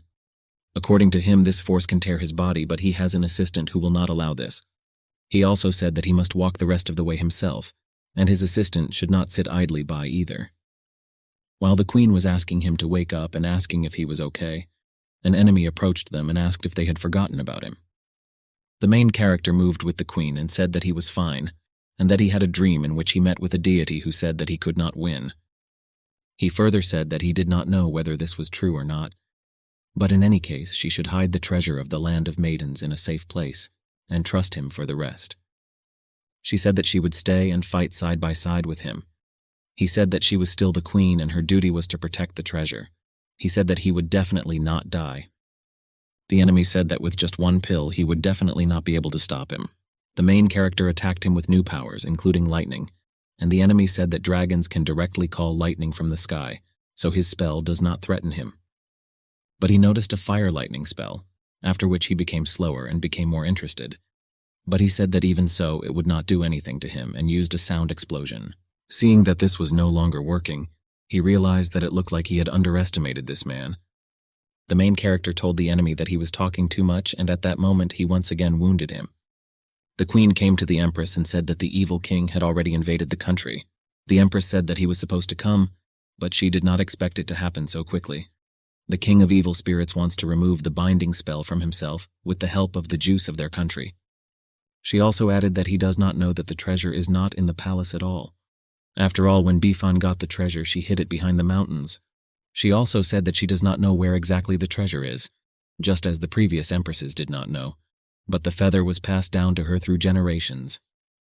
This feather is the key to the seal behind which the treasure is hidden. Upon handing it over to the queen, the empress said that she must evacuate the inhabitants as quickly as possible to the lands beyond the mountains. The queen asked the empress if she would go with her.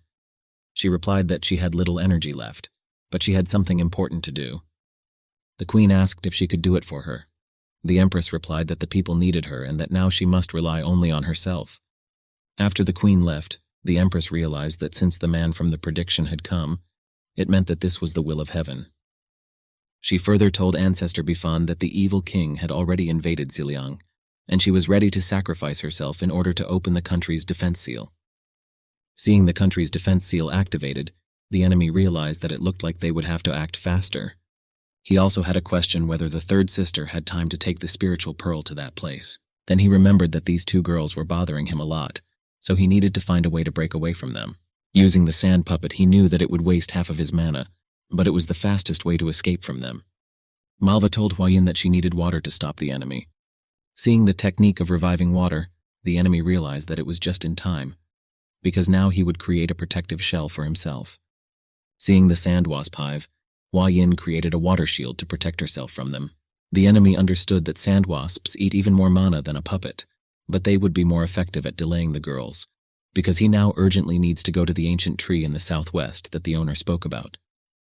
Approaching the right place, he realized that it turns out that this secret place is not so difficult to find.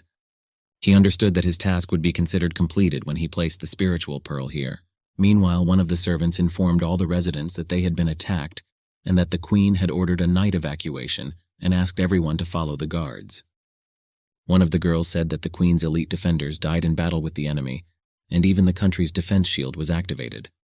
Another said that it couldn't be otherwise and suggested that they go faster. Otherwise, there might be enemies around them. At the same time, the mistress with the three-headed snake appeared, who said that Queen Cillian destroyed her heart last time, and she lost 500 years of cultivation, and that is why she must pay for it in full. She also realized that it looked like the owner had already launched an attack, since there were no guards in the city. Next, she sent the earthly spirit to the owner to help open the soul collection seal.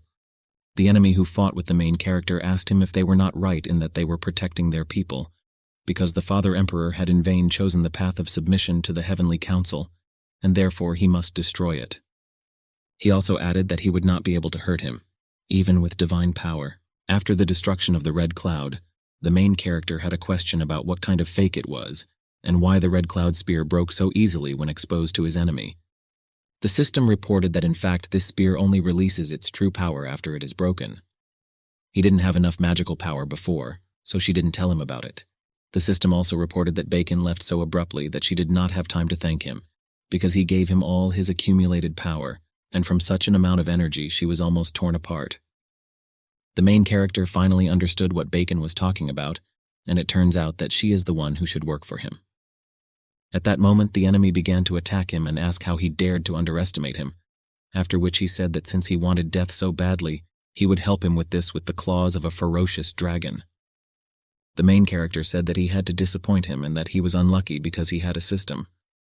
After this, the main character told the system that all this time it had only been giving him tasks, but now it was his turn, and he ordered it to destroy the enemy after that.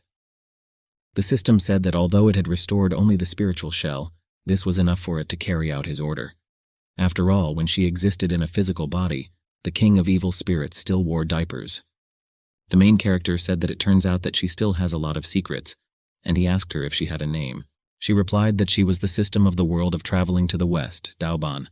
She promised to tell him about the rest later, and at that moment she bestowed the cloak of the great sage. The main character asked if this cloak had once belonged to the Monkey King. The system replied that it had to pay a considerable price to obtain the sacred relic. This cloak has the same properties as the original sage cloak. At that moment he remembered that he also had the magic cloud of the Monkey King and realized that his kit was now completely assembled. The enemy asked the main character who he was and where he got all these things from. The main character replied that it was not that important. After all, now the only important thing is that he wanted to destroy the country of maidens. He also asked me to answer the question of how cool the stick he was holding in his hands was. Without waiting for an answer, he said that each of them protects his people, and if he wants to protect with the help of murders, then he should not leave him alive. The enemy said that this was funny, and asked if he did not consider the killing of his people by the Heavenly Council to be an injustice. The main character replied that he was to blame for finding the wrong owner, and he was unlucky that he met him as an enemy. After another attack, the main character realized that it was not for nothing that he was a descendant of dragons, because he was very strong. Next, the main character told the enemy that he sees that he has the power to be reborn, but he will beat him until this power runs out. He also said that it was thanks to him that he understood how to use this weapon correctly. While the enemy lay there and could not even move, he wondered if he had really made a mistake. A mistress came to the enemy with a three-headed snake and asked him why he was wounded. He replied that he did not know that they had a warrior with divine power. She said that she also thought while fighting him that he was unusual. Seeing the living three-headed snake, the main character said that it looked like his clone died last time. The girl said that she didn't care how strong he was, but in her opinion he should pay for taking her heart. The main character said that he was tired of chatting and he invited her to taste his enlarged golden stick. After the attack, the main character did not understand why he had a bad feeling and why he felt a negative aura from the palace. Meanwhile, the summoned earthly spirit managed to destroy the country of the maidens before the main character killed him. He was unable to defeat the enemy, as predicted by Bacon.